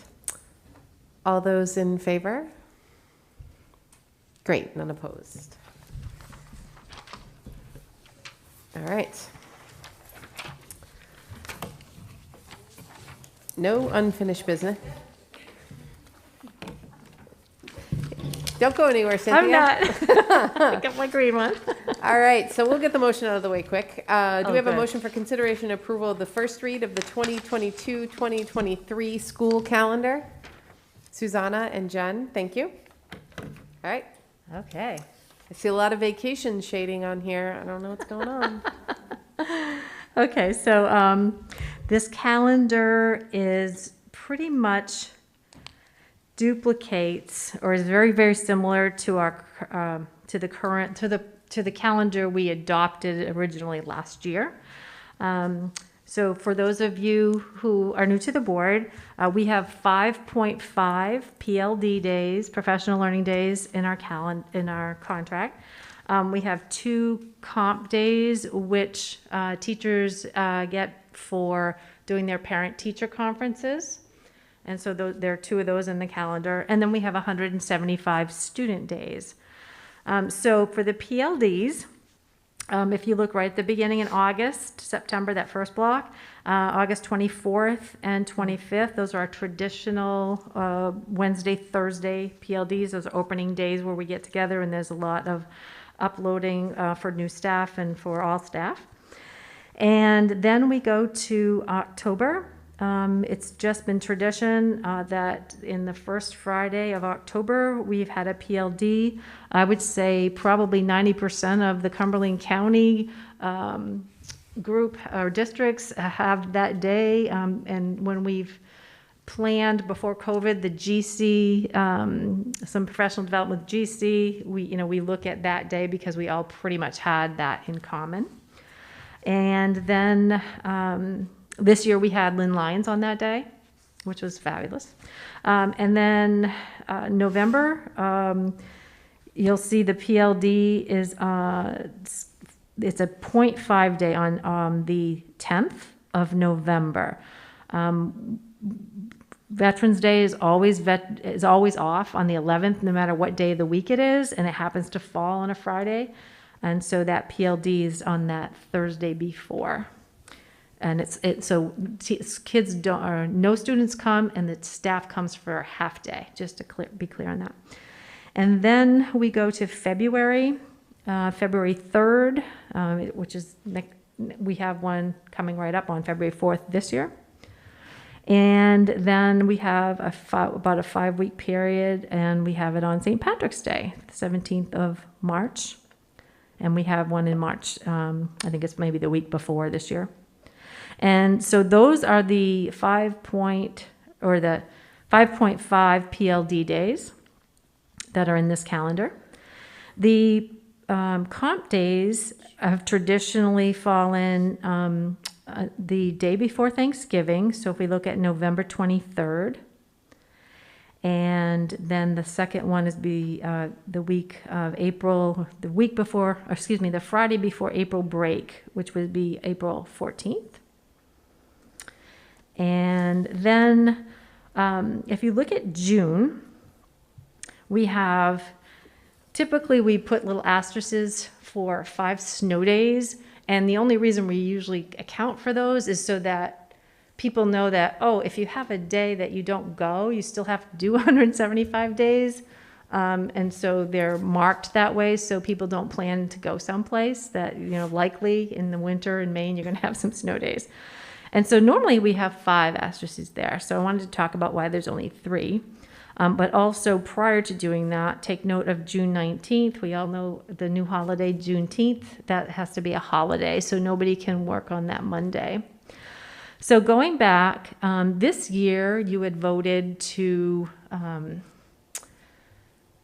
use the first 3 snow days of this year as actual snow days, and then allowed us to have remote days on any additional day. And so we had some brief discussion around this at administrative team, and somebody suggested that, and we all thought that would be something to propose again for this year. So I contacted Dan Schuda at the Department of Ed. He's the deputy commissioner. And he gave me a preliminary that this would be an okay thing to do. We did it this year because we could, and in the prior years they had the backpacks, remember? Some school district did that. So we have a preliminary, yes, this would be a very acceptable thing to do. So I just wanted to put that out, that this is something that we didn't propose on our calendar in the prior years. And let's see if there's anything else. The only other thing I wanted to mention is that other districts are, including Brunswick and 75, and so for those of you who are new, Brunswick and 75 and RSU 5 all feed into Region 10, and so we have to have our calendars aligned so that we have no more than 5 days that are different from each other. And we have to submit the Region 10 school has to submit that finalized calendar to the commissioner for approval by a certain date. And so in some discussions, we've met 3 times. I've met with Brunswick and 75 3 times. And what I'm hearing from them and other districts is that many other districts, not all other districts, that they're looking to have more early release days in their calendars for professional learning or for looking at data And so I'm not asked, I don't have that in this calendar at this time. I just wanted to bring it up as a talking point, and I'll bring it back for conversation. Maybe it's a conversation before we go to second read or something. So I did have a brief conversation with some of the administrators and in our district, and they were like, we don't want to sacrifice instructional time, but we really feel like one or two more early releases would be beneficial. So I'm just putting that out there just to air it out. But I don't have that in this calendar. The two early releases that are in this calendar are October 6th, which we pair up with the PLD. We do that purposefully because we can look at data and then do some professional development around it. I mean, this year we had Lynn Lyons, but that was the idea of pairing them together. And then the other one is in May for data looking at as well. So that's it for my presentation tonight, and I will happily take any questions or things to think about that you want me to think about. And maybe feedback on those 3 snow days too. Vali. Thank you, Cynthia. You're welcome. Couple of comments. Since you started with the question about the 3 snow days, I would say I would like to leave the door open to have 4 snow days, and depending on how it goes this year with the remote days, we choose to have 3 or 4. The 4th day would be on the 16th of June, which is a Friday, so it wouldn't incur a new week. We're not starting a new week. So my preference would be to say 3 for now, but we reserve the option to have 4 if the remote days this year are not productive. The other question I had was for February, the PLD. Parents much prefer to have a PLD on the Friday before the vacation, so I would suggest that we move the PLD from the 3rd to the 17th. And the other comment I had was for the additional early release. Parents really struggle with early releases. We used to have a bunch in the district, and parents were really unhappy about the early releases. That's why we cut them all back, and then we've slowly been adding some more. So I'm reticent to going with more early releases, with the exception of November the 10th, which is the half professional learning day. Kids are not here anyway, so if you wanted to do a full PLD day using the half PLD plus an early release and turn that day into a full PLD day, or I don't know how you would call it, but it would be half PLD, half ER.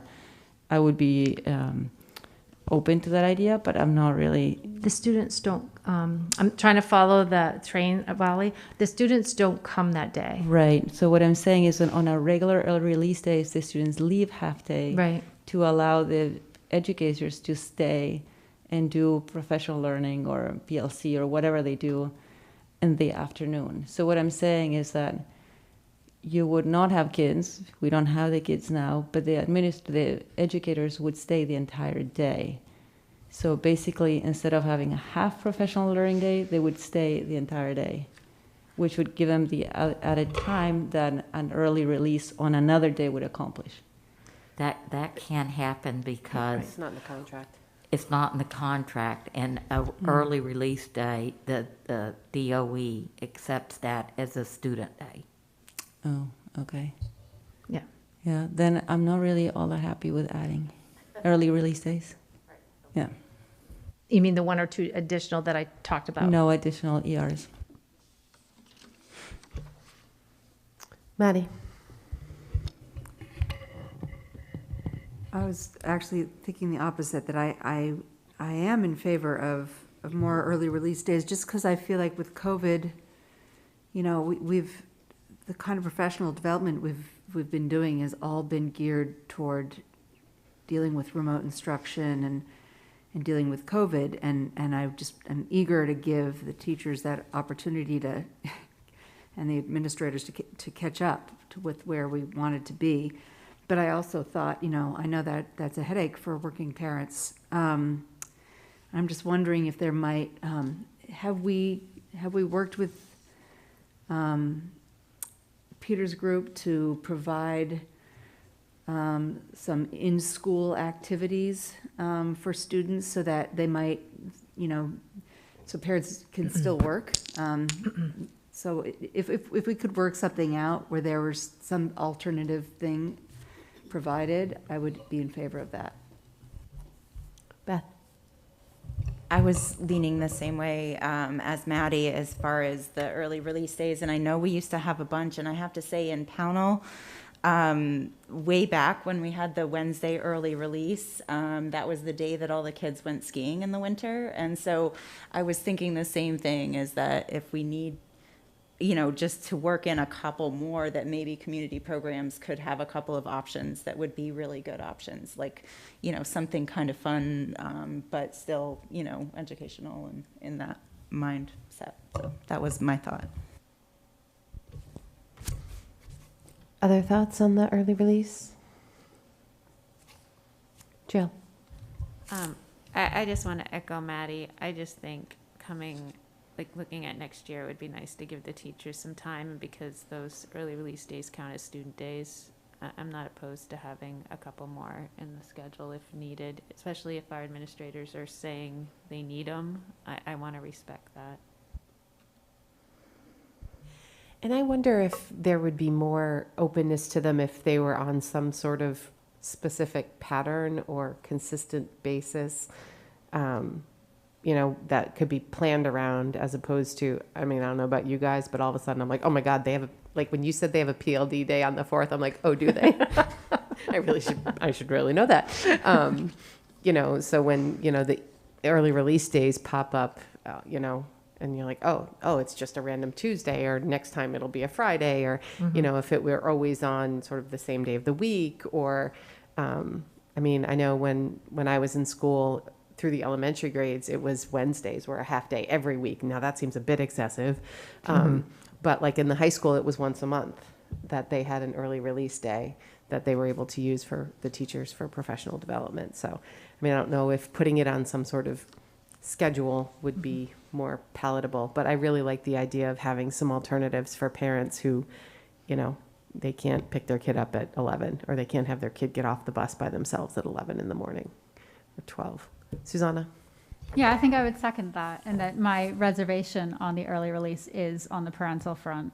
And so as long as that can really be a priority, and that parents can feel that they have a place where their kid can be and not at an extensive cost, that makes that, do I take the day off of work and lose that income, or do I spend that income on, my kid? And I think where it becomes unfair, and with our increased focus on equity, I think that's something that I'd really want to look at. But yeah, as seeing that as a way to amplify teacher needs for professional development as well, I think can be a good opportunity.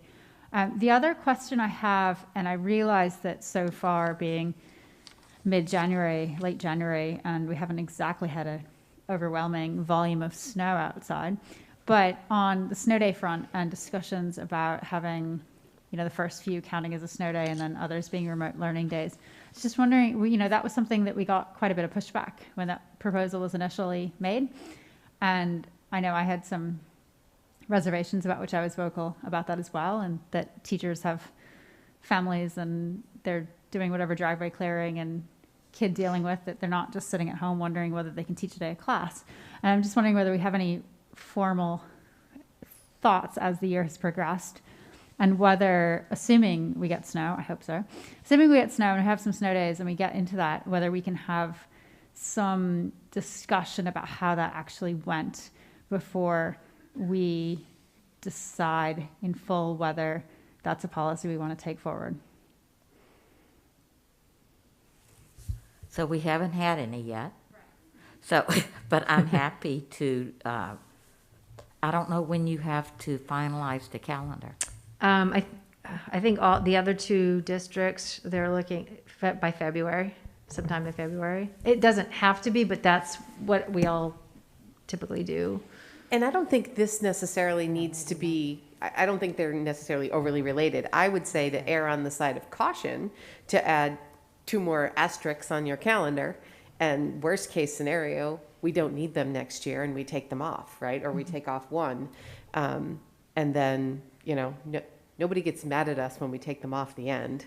They may get mad at us if we added them back. Yeah, and I think that's sort of where I'm leaning, is that I don't want, because there was so much pushback and lots of concerns from a variety of perspectives about this proposal, that if we're just going to say this is sealed and done in the books for next year, before we've had the chance to see whether it's worked. And maybe it works really well and something we want to do, because we had that original proposal about every snow day.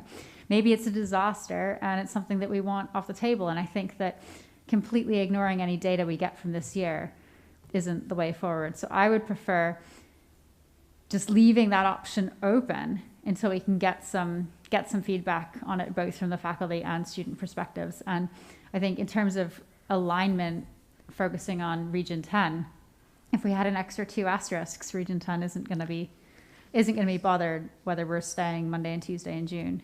Because they don't make up days at Region 10, right? Right. When we propose the calendar, those dates aren't factored in. Yeah. And so I guess I would agree that would be the easiest way to go, is just 5 days. Mhm. And then if we have those remote days, even if it happens in April, we'll have a chance to talk about it, and then there could be a revote. Okay. Colin. So forgive me, just in terms of process, between this read and the next read, when we might or might not see the addition of additional early release days, I guess what will be unfolding between those two? In other words, like, what is there research that is necessary? Is there further discussion that is necessary? I suppose I'm asking that question because I'm curious whether, given what we've been discussing both acutely about the calendar, but all evening in terms of the how we're meeting the needs of the students and providing the support that is necessary. I'm curious if there might be some way, if there were to be 2 early release days added, 1 or 2, if there'd be a way to work with the teams at each of the schools, just to get a little narrative around what those early release days would be. Absolutely. Would be looking like, both for our benefit, but also for the parents' benefit. Mm-hmm. So slightly more granular, in other words, because I think at the end of the day, we know that the reason we would be giving those early release days would be to do professional development, which we're doing to benefit the students. It's not that we don't care about the teachers and the staff, but at the end of the day, that's the logic. So just to give a little sort of narrative around that, I'm curious if that might be I think possible. we could be broad.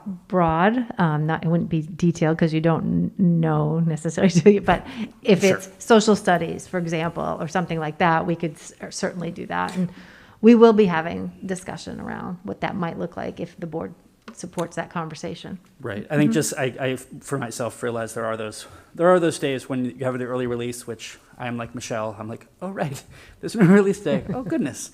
To even just have seen a document or have a mailing somewhere that says, oh, that's why they're using it. That's the benefit of that. There's just something that I think is that is just helpful to parents to understand that.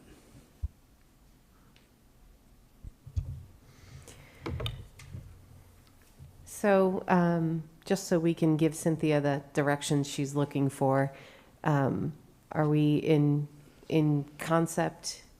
Of course, I asked this when Valley leaves, but I think we know where she stands on it.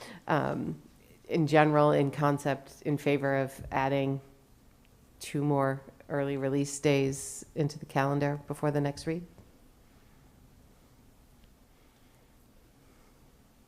I don't see anybody shaking their head vehemently no, so we'll reserve all rights to change our minds the next time you come back, but Thank you. That helps to, go forward with conversation for sure. Okay, in concept.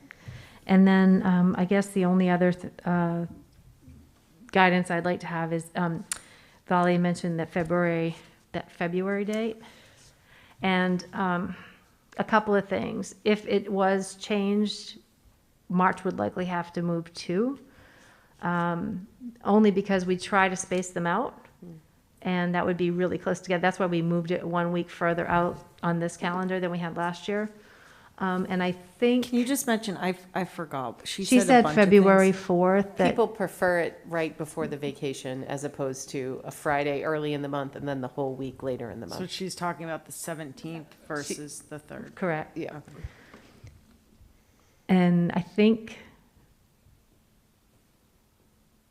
it's right before vacation. Well, I just don't, I think that we've discussed before that the Friday before vacation not is the most not productive necessarily for the the most staff. productive. Yeah. And I don't know if Becky wants to add anything to that comment or not, but. She's like, I'm not touching She, that. well, she kind of, she, I could read her eyes a little bit. She's hesitant. All right, never mind. Look at her feet go. Yeah. So, Valerie, we were just talking about that February date of whether we want it right before the vacation. And Cynthia was saying sort of two things around that. One is we'd probably then have to move the March date because they try to stagger them a certain distance apart, and that would move it 2 weeks closer. So they would only be a couple weeks, they'd only be 3 or 4 weeks apart. And also just the productivity of that Friday before vacation, maybe not being the best time for the staff to really absorb what they're working on. So, I mean, I don't know.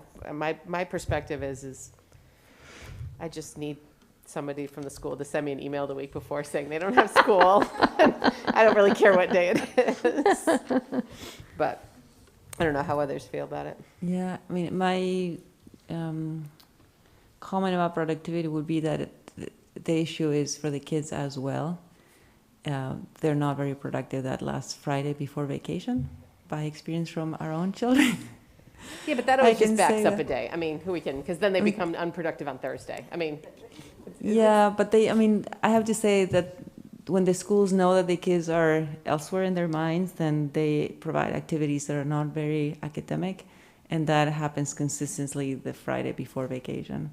So I would rather they be in school on the 3rd and the 17th, the adults make the extra effort to concentrate. I think it's easier for adults to do that than for children.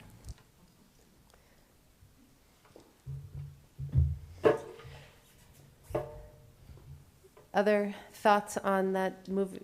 Then, did anybody else see a need to move that PLD day?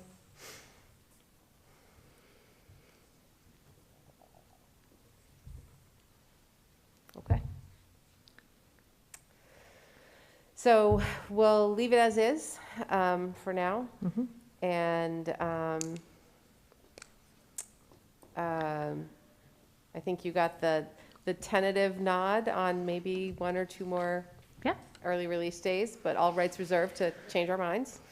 And we've already done the motion, so we just need a vote. And can I also ask that in the meantime, Yeah. if you consider the additional early releases before they get brought back to us as a proposal, we also have a proposal for what to do with the students for that other half of the day, community programs or whatever it is. Yeah. Thank you.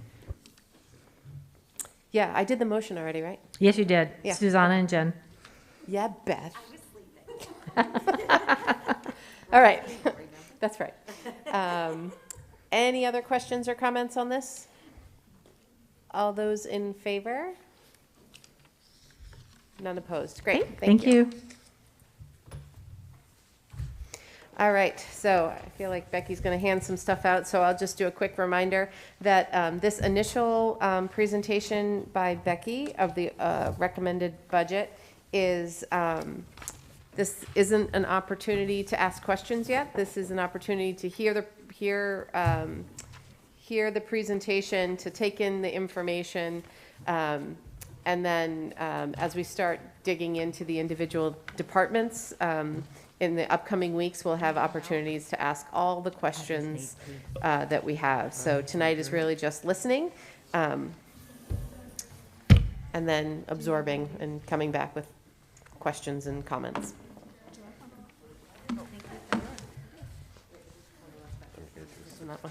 All right, great. So how do we get it to go up there? Okay, we're gonna get you the airplane. We're gonna go up here. Kerplunk. We're gonna go I to. think that's just yours. Actually, we're gonna come up here without my glasses. Uh-oh. No, there it is right there. Airdrop, or let's see, I don't know. Okay, we'll pull up from one.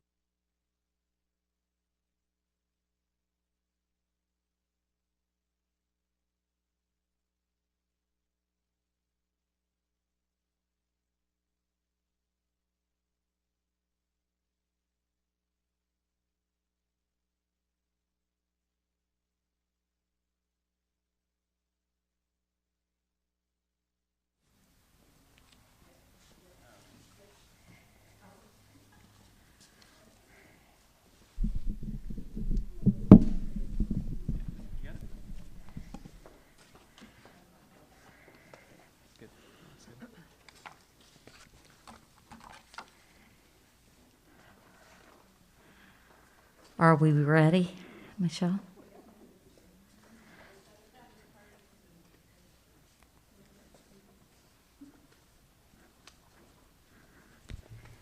Okay, I'm delighted to present to you the proposed FY23 budget tonight.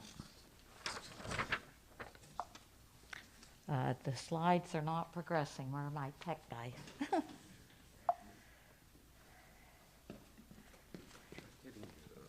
Yeah, I usually do this. Come on, hit that other arrow. Okay. Your right arrow. Try your right arrow. No, I got it. There it is. Oh, it's the up down. Well, they can hear us. All right. We want all our students to graduate as compassionate, honest, and respectful citizens who learn and contribute to their communities for life. We believe this budget supports us in achieving that goal.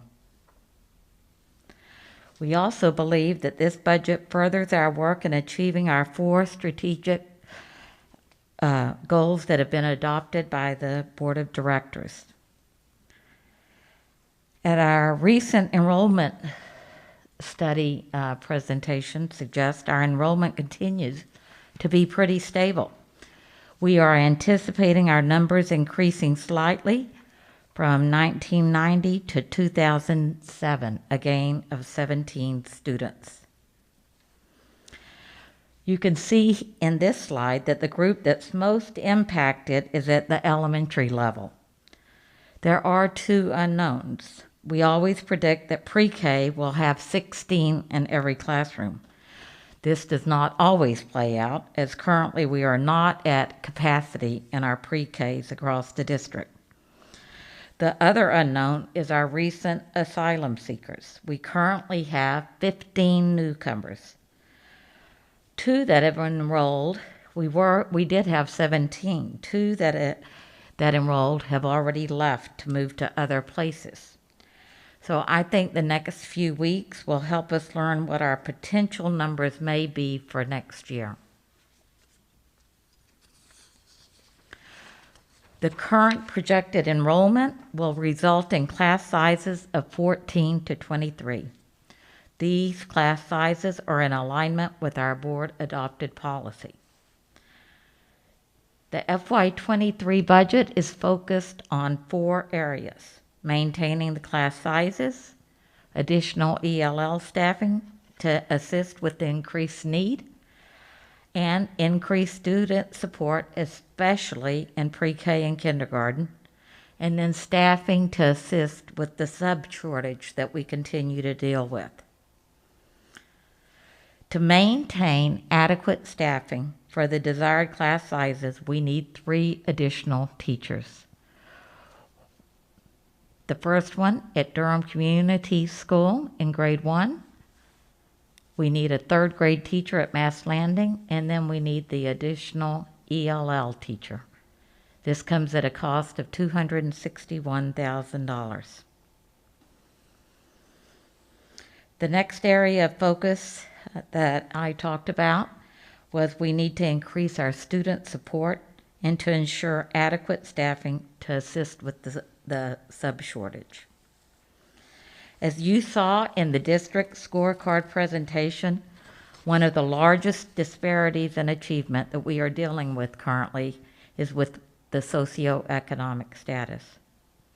Here you can see that in fourth grade, only 17% of the lower socioeconomic students achieved benchmark versus 48% of the total population. This is very concerning. On this slide that you saw previously with the NWEA data, you can see that as the students remain in the district, we are able to narrow that achievement gap. By grade 10, 78% of the lower socioeconomic students are achieving benchmark versus the 89% of the total population. There is still a gap, but not as significant. This data supports why we should work on lessening the gap in the earlier grades. Over the past 5 years, we've taken steps to address this issue. We've implemented universal pre-K. We now have universal breakfast and lunch. For those that have been on the board longer, you have supported heavily our response to intervention, both academically and behaviorally. We have expanded our transportation fleet with buses and vans, making before and after school programs more accessible. You heard Cynthia talk about the Boost Committee.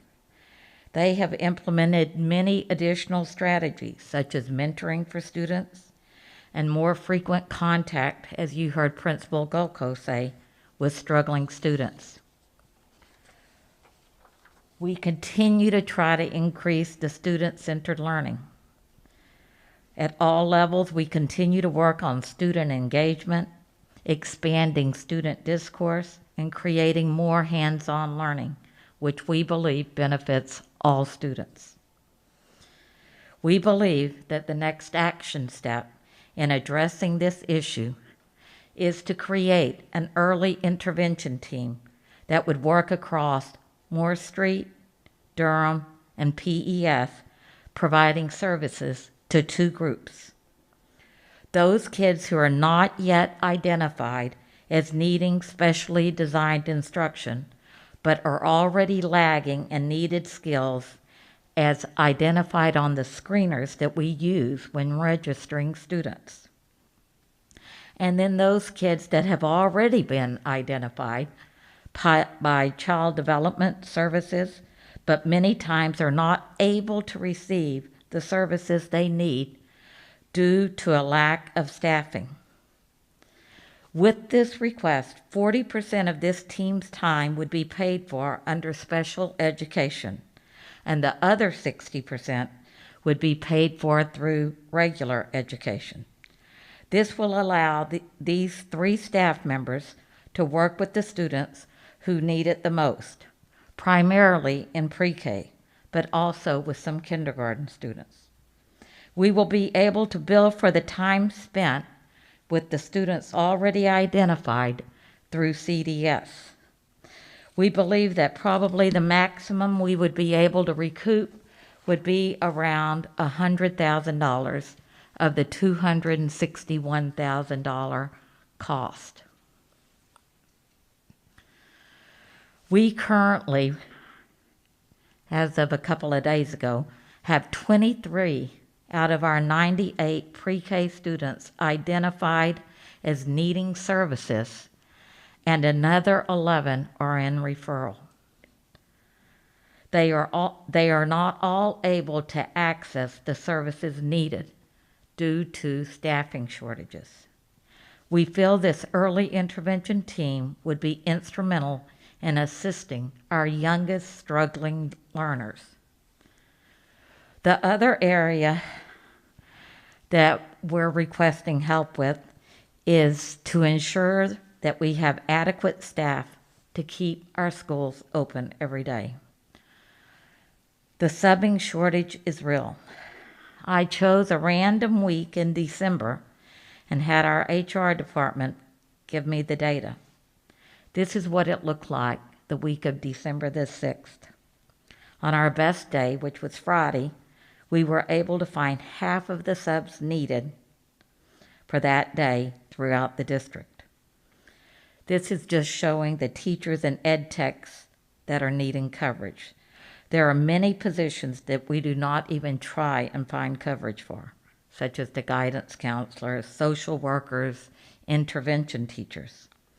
When we do not have enough coverage, we have to pull other services that are needed. Principals are covering classrooms. Interventionists are covering classrooms. When they're covering the classrooms, then those struggling learners are not getting the support they need. And teachers cover for other teachers, all contributing to the COVID fatigue we were all experiencing.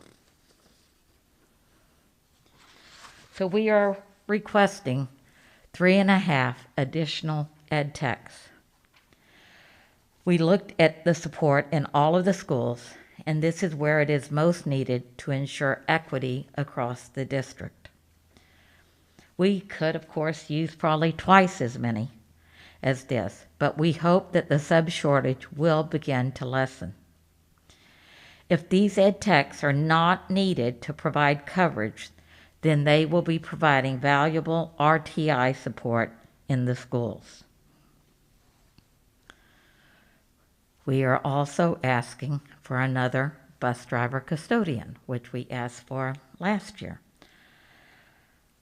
But we continue to struggle in this area, and we want to ensure that our buildings are adequately cleaned and that we can transport students to school. The bus driver shortage is real also, and the only way we've been able to transport our students is with our maintenance people, as well as dentists, driving a bus on a regular basis.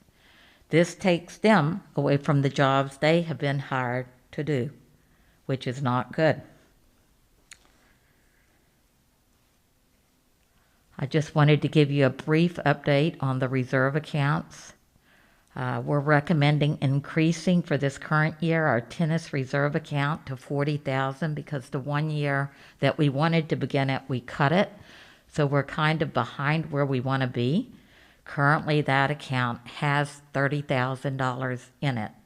And so with the additional 40, that would get us to $70,000 in that account. The track and field reserve account, we budgeted to put another $35,000 in it next year, and it currently has $140,000. We're asking for quite a few additional stipend requests as we try to support social and emotional learning at Durham Community School. A staff member there has started a yoga club, and she's doing that voluntarily, so we're hoping that she can be funded next year. We have tech integrators. That comes from Gail. She wants to have people in every school that she can work with so that she can identify the needs there and better support the schools. Dr. Phelps has been consulting for years with us with no compensation. Most area districts do something for their consulting physicians, so we're recommending a $1,500 stipend. These additional leadership positions you'll hear more about as the principals talk about their budget, but these are primarily focused on leading the equity work in the schools. The jazz band has existed for quite a few years without compensation, so we're asking to do a stipend there. And then we're asking for a stipend for the technical director. That's for the play at Freeport Middle School. We added one this current year, but there are 2 different plays, one in the fall and one in the spring, and so we're asking for a stipend for the one in the spring. We always try to look for savings. We as well as spend your money.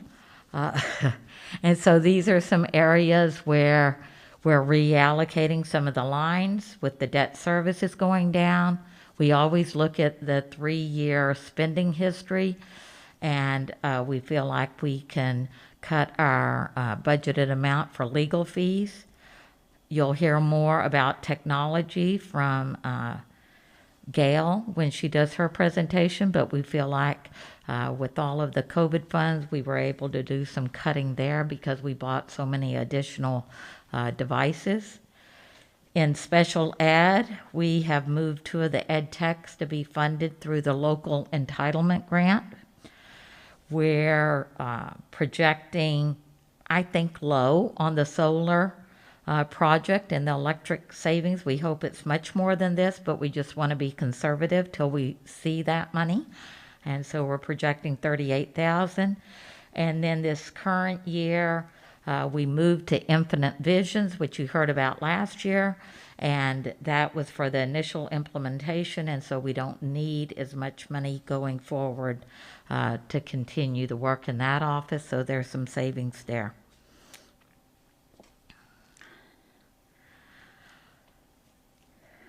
And we're hoping this budget ensures that all of our students have a pathway to success and all leave as critical readers when they leave Freeport High School. This budget results in an expenditure increase of 4.37%. This is an increase from previous years, as you can see from this slide with the line graph.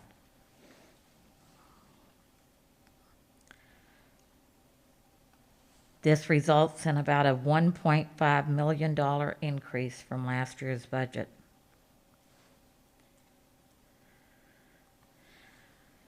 This is primarily due, here are the drivers, from adding the additional staff that we've just talked about. We are anticipating a significant increase in our property and casualty insurance also.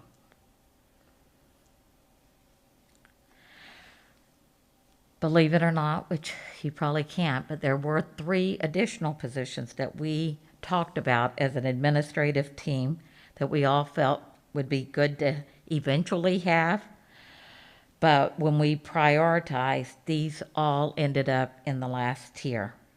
A full-time athletic trainer, a .2 equity officer, and an additional math strategist at the elementary level.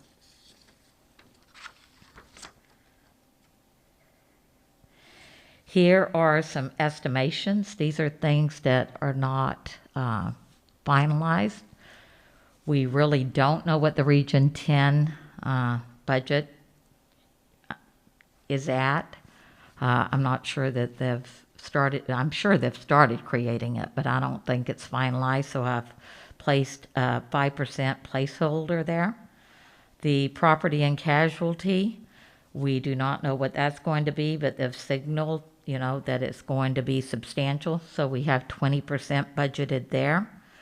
And lastly, we just can't predict what's going to happen with COVID, and I do not have any additional money budgeted for that. However, Cynthia looked at our COVID funds, and we do have $30,000 there that we could use to cover any unidentified needs. February 2nd, which is next week, we will hear from Mass Landing, Freeport Middle School, the high school, and Craig about the athletic programs. The first opportunity for community input is March 16th from 6 to 6:30. Cynthia and I will also be hosting a Q&A via Zoom on February the 17th from 7:30 to 8:30 in the morning. We try to mix that up. Our last one was in the evening, so we're doing a morning one. And then all budget documents will be available on the website, I think, beginning tomorrow.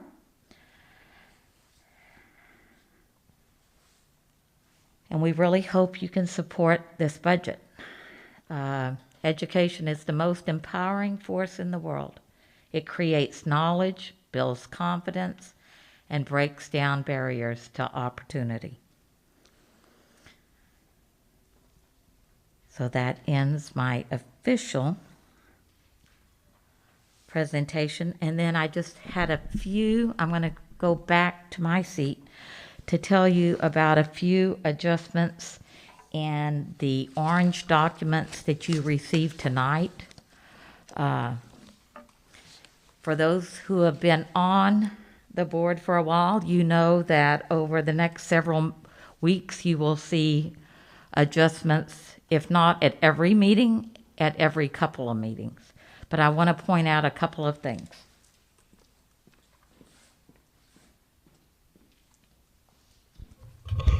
It's like a cliffhanger.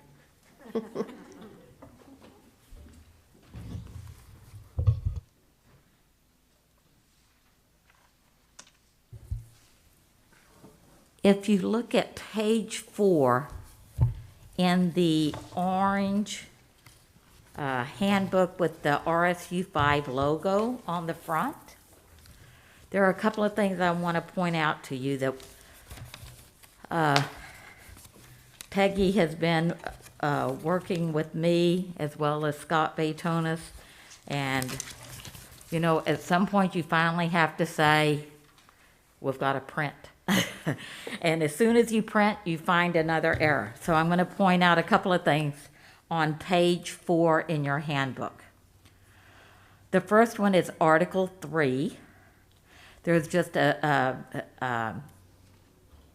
number that was incorrectly entered that resulted in the 4.41% increase, but that is a 5% increase, and so that'll get adjusted.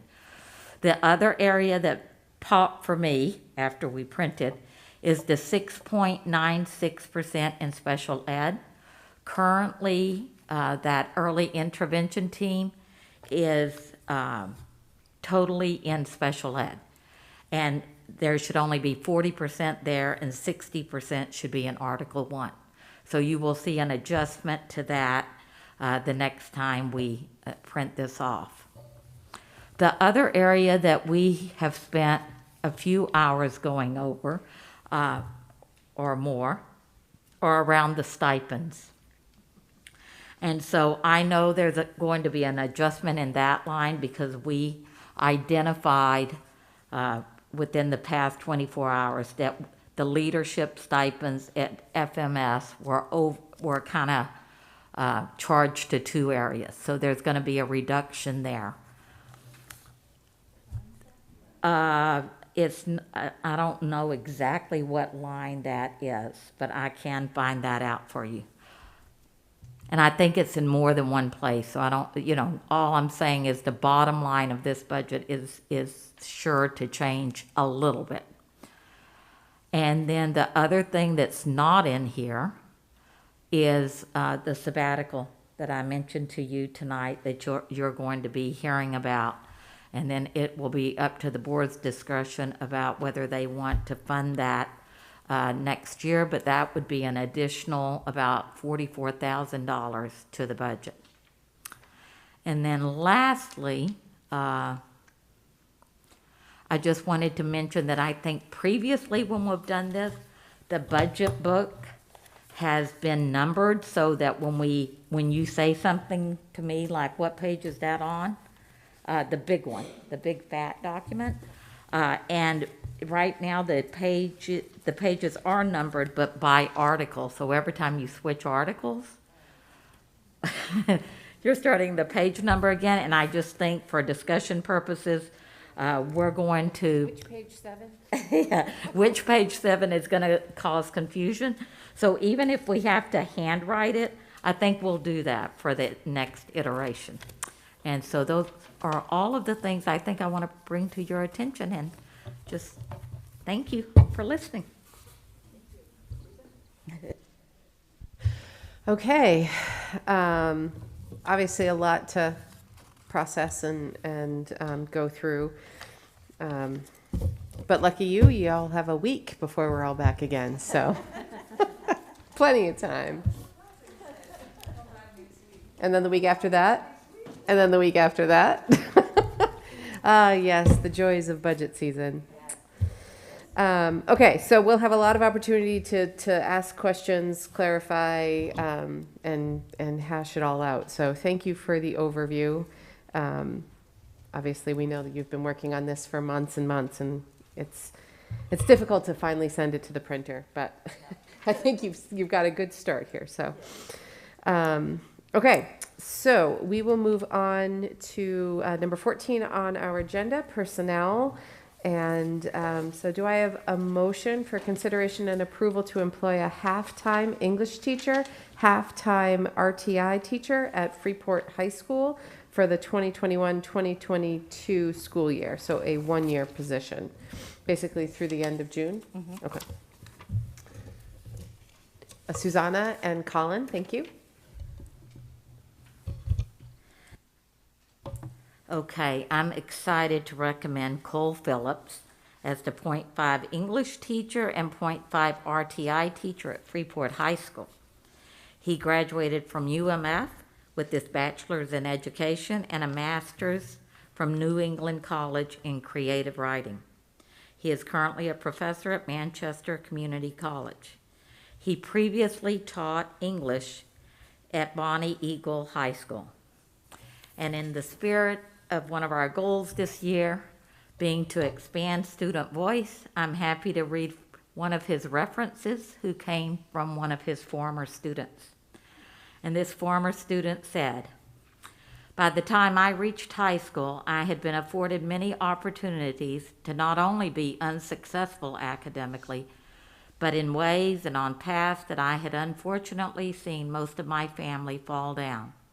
But during my freshman year, Mr. Phillips reached out to me, encouraged me to join my graduating class's student council in a leadership role, and helped talk me through many difficult situations in my life while maintaining professionalism and simultaneously making me feel heard and seen.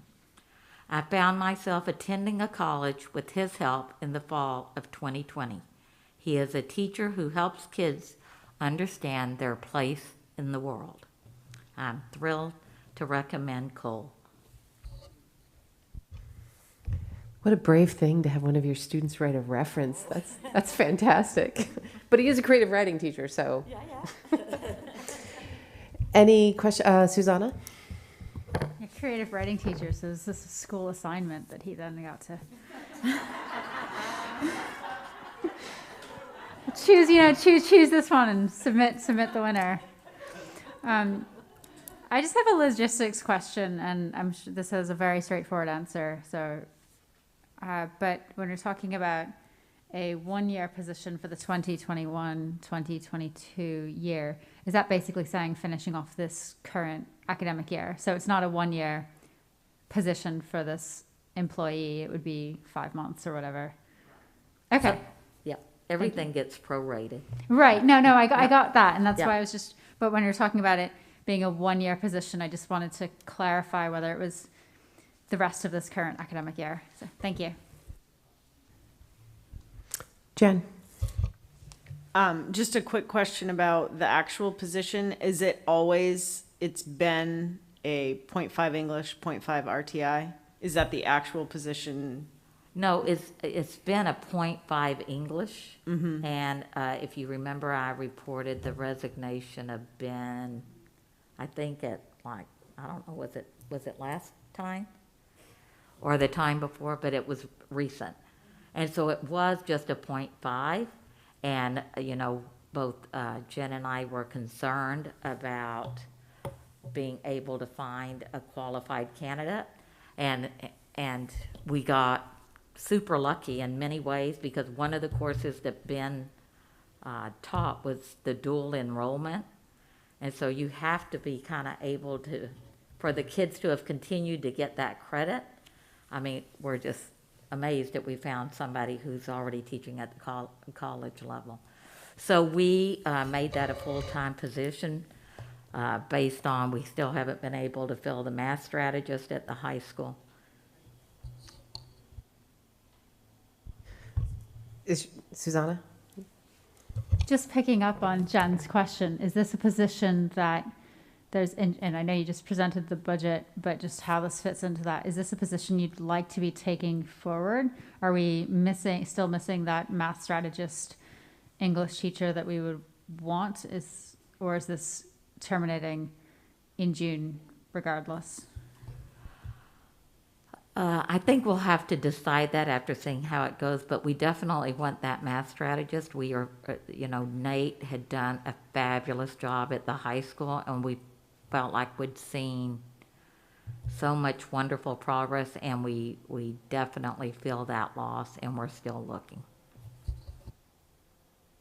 So is the half position for RTI that we're funding now with money that we have because we haven't filled the math strategist and other positions for next year, since we expect those other positions to be filled, hopefully, is this 0.5 RTI one of the 0.5 RTIs that's included as an addition to the budget? Well, I think that Jen could structure it that way if she wanted to. Yeah. Okay, perfect. This is more just process, but why are some of them 1 year and some of them permanent? Like, what is the distinction between? I mean, I know sometimes we hire a teacher because there's like a bubble class and we know that we probably aren't going to need that additional one. That seems like a use of a 1 year position.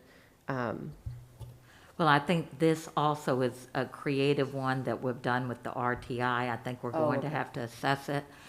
A lot of times when you're hiring at this time of the year, I feel like, we're really fortunate about what kind of happened with Cole. But the concern from the administrators is like, what is the pool going to be like at this time of the year, right? Because you're not going, your best English teacher at a district nearby is not going to leave their district in the middle of the year. Right. I was just thinking, if we were super excited about this person and felt very lucky, I just would hate to be signaling like this is only through June and have him looking elsewhere out of the gate. Like, oh, this is, but that's not how it works necessarily. No. Okay, good. Well, mostly when you advertise it as a 1 year position. Oh, well, that's true. I guess you do that already. Yeah. Yeah. Okay. All right. Any other questions? All right. All those in favor? Great. None opposed. Seems like we've had a mass exodus of our public comment. So I don't see anyone racing to the podium, but I appreciate everyone who was able to join us in the first public comment at the beginning of the meeting. That was great. And I would take a motion for adjournment. Beth and Maddie, thanks. All those in favor? Great. See everybody next week.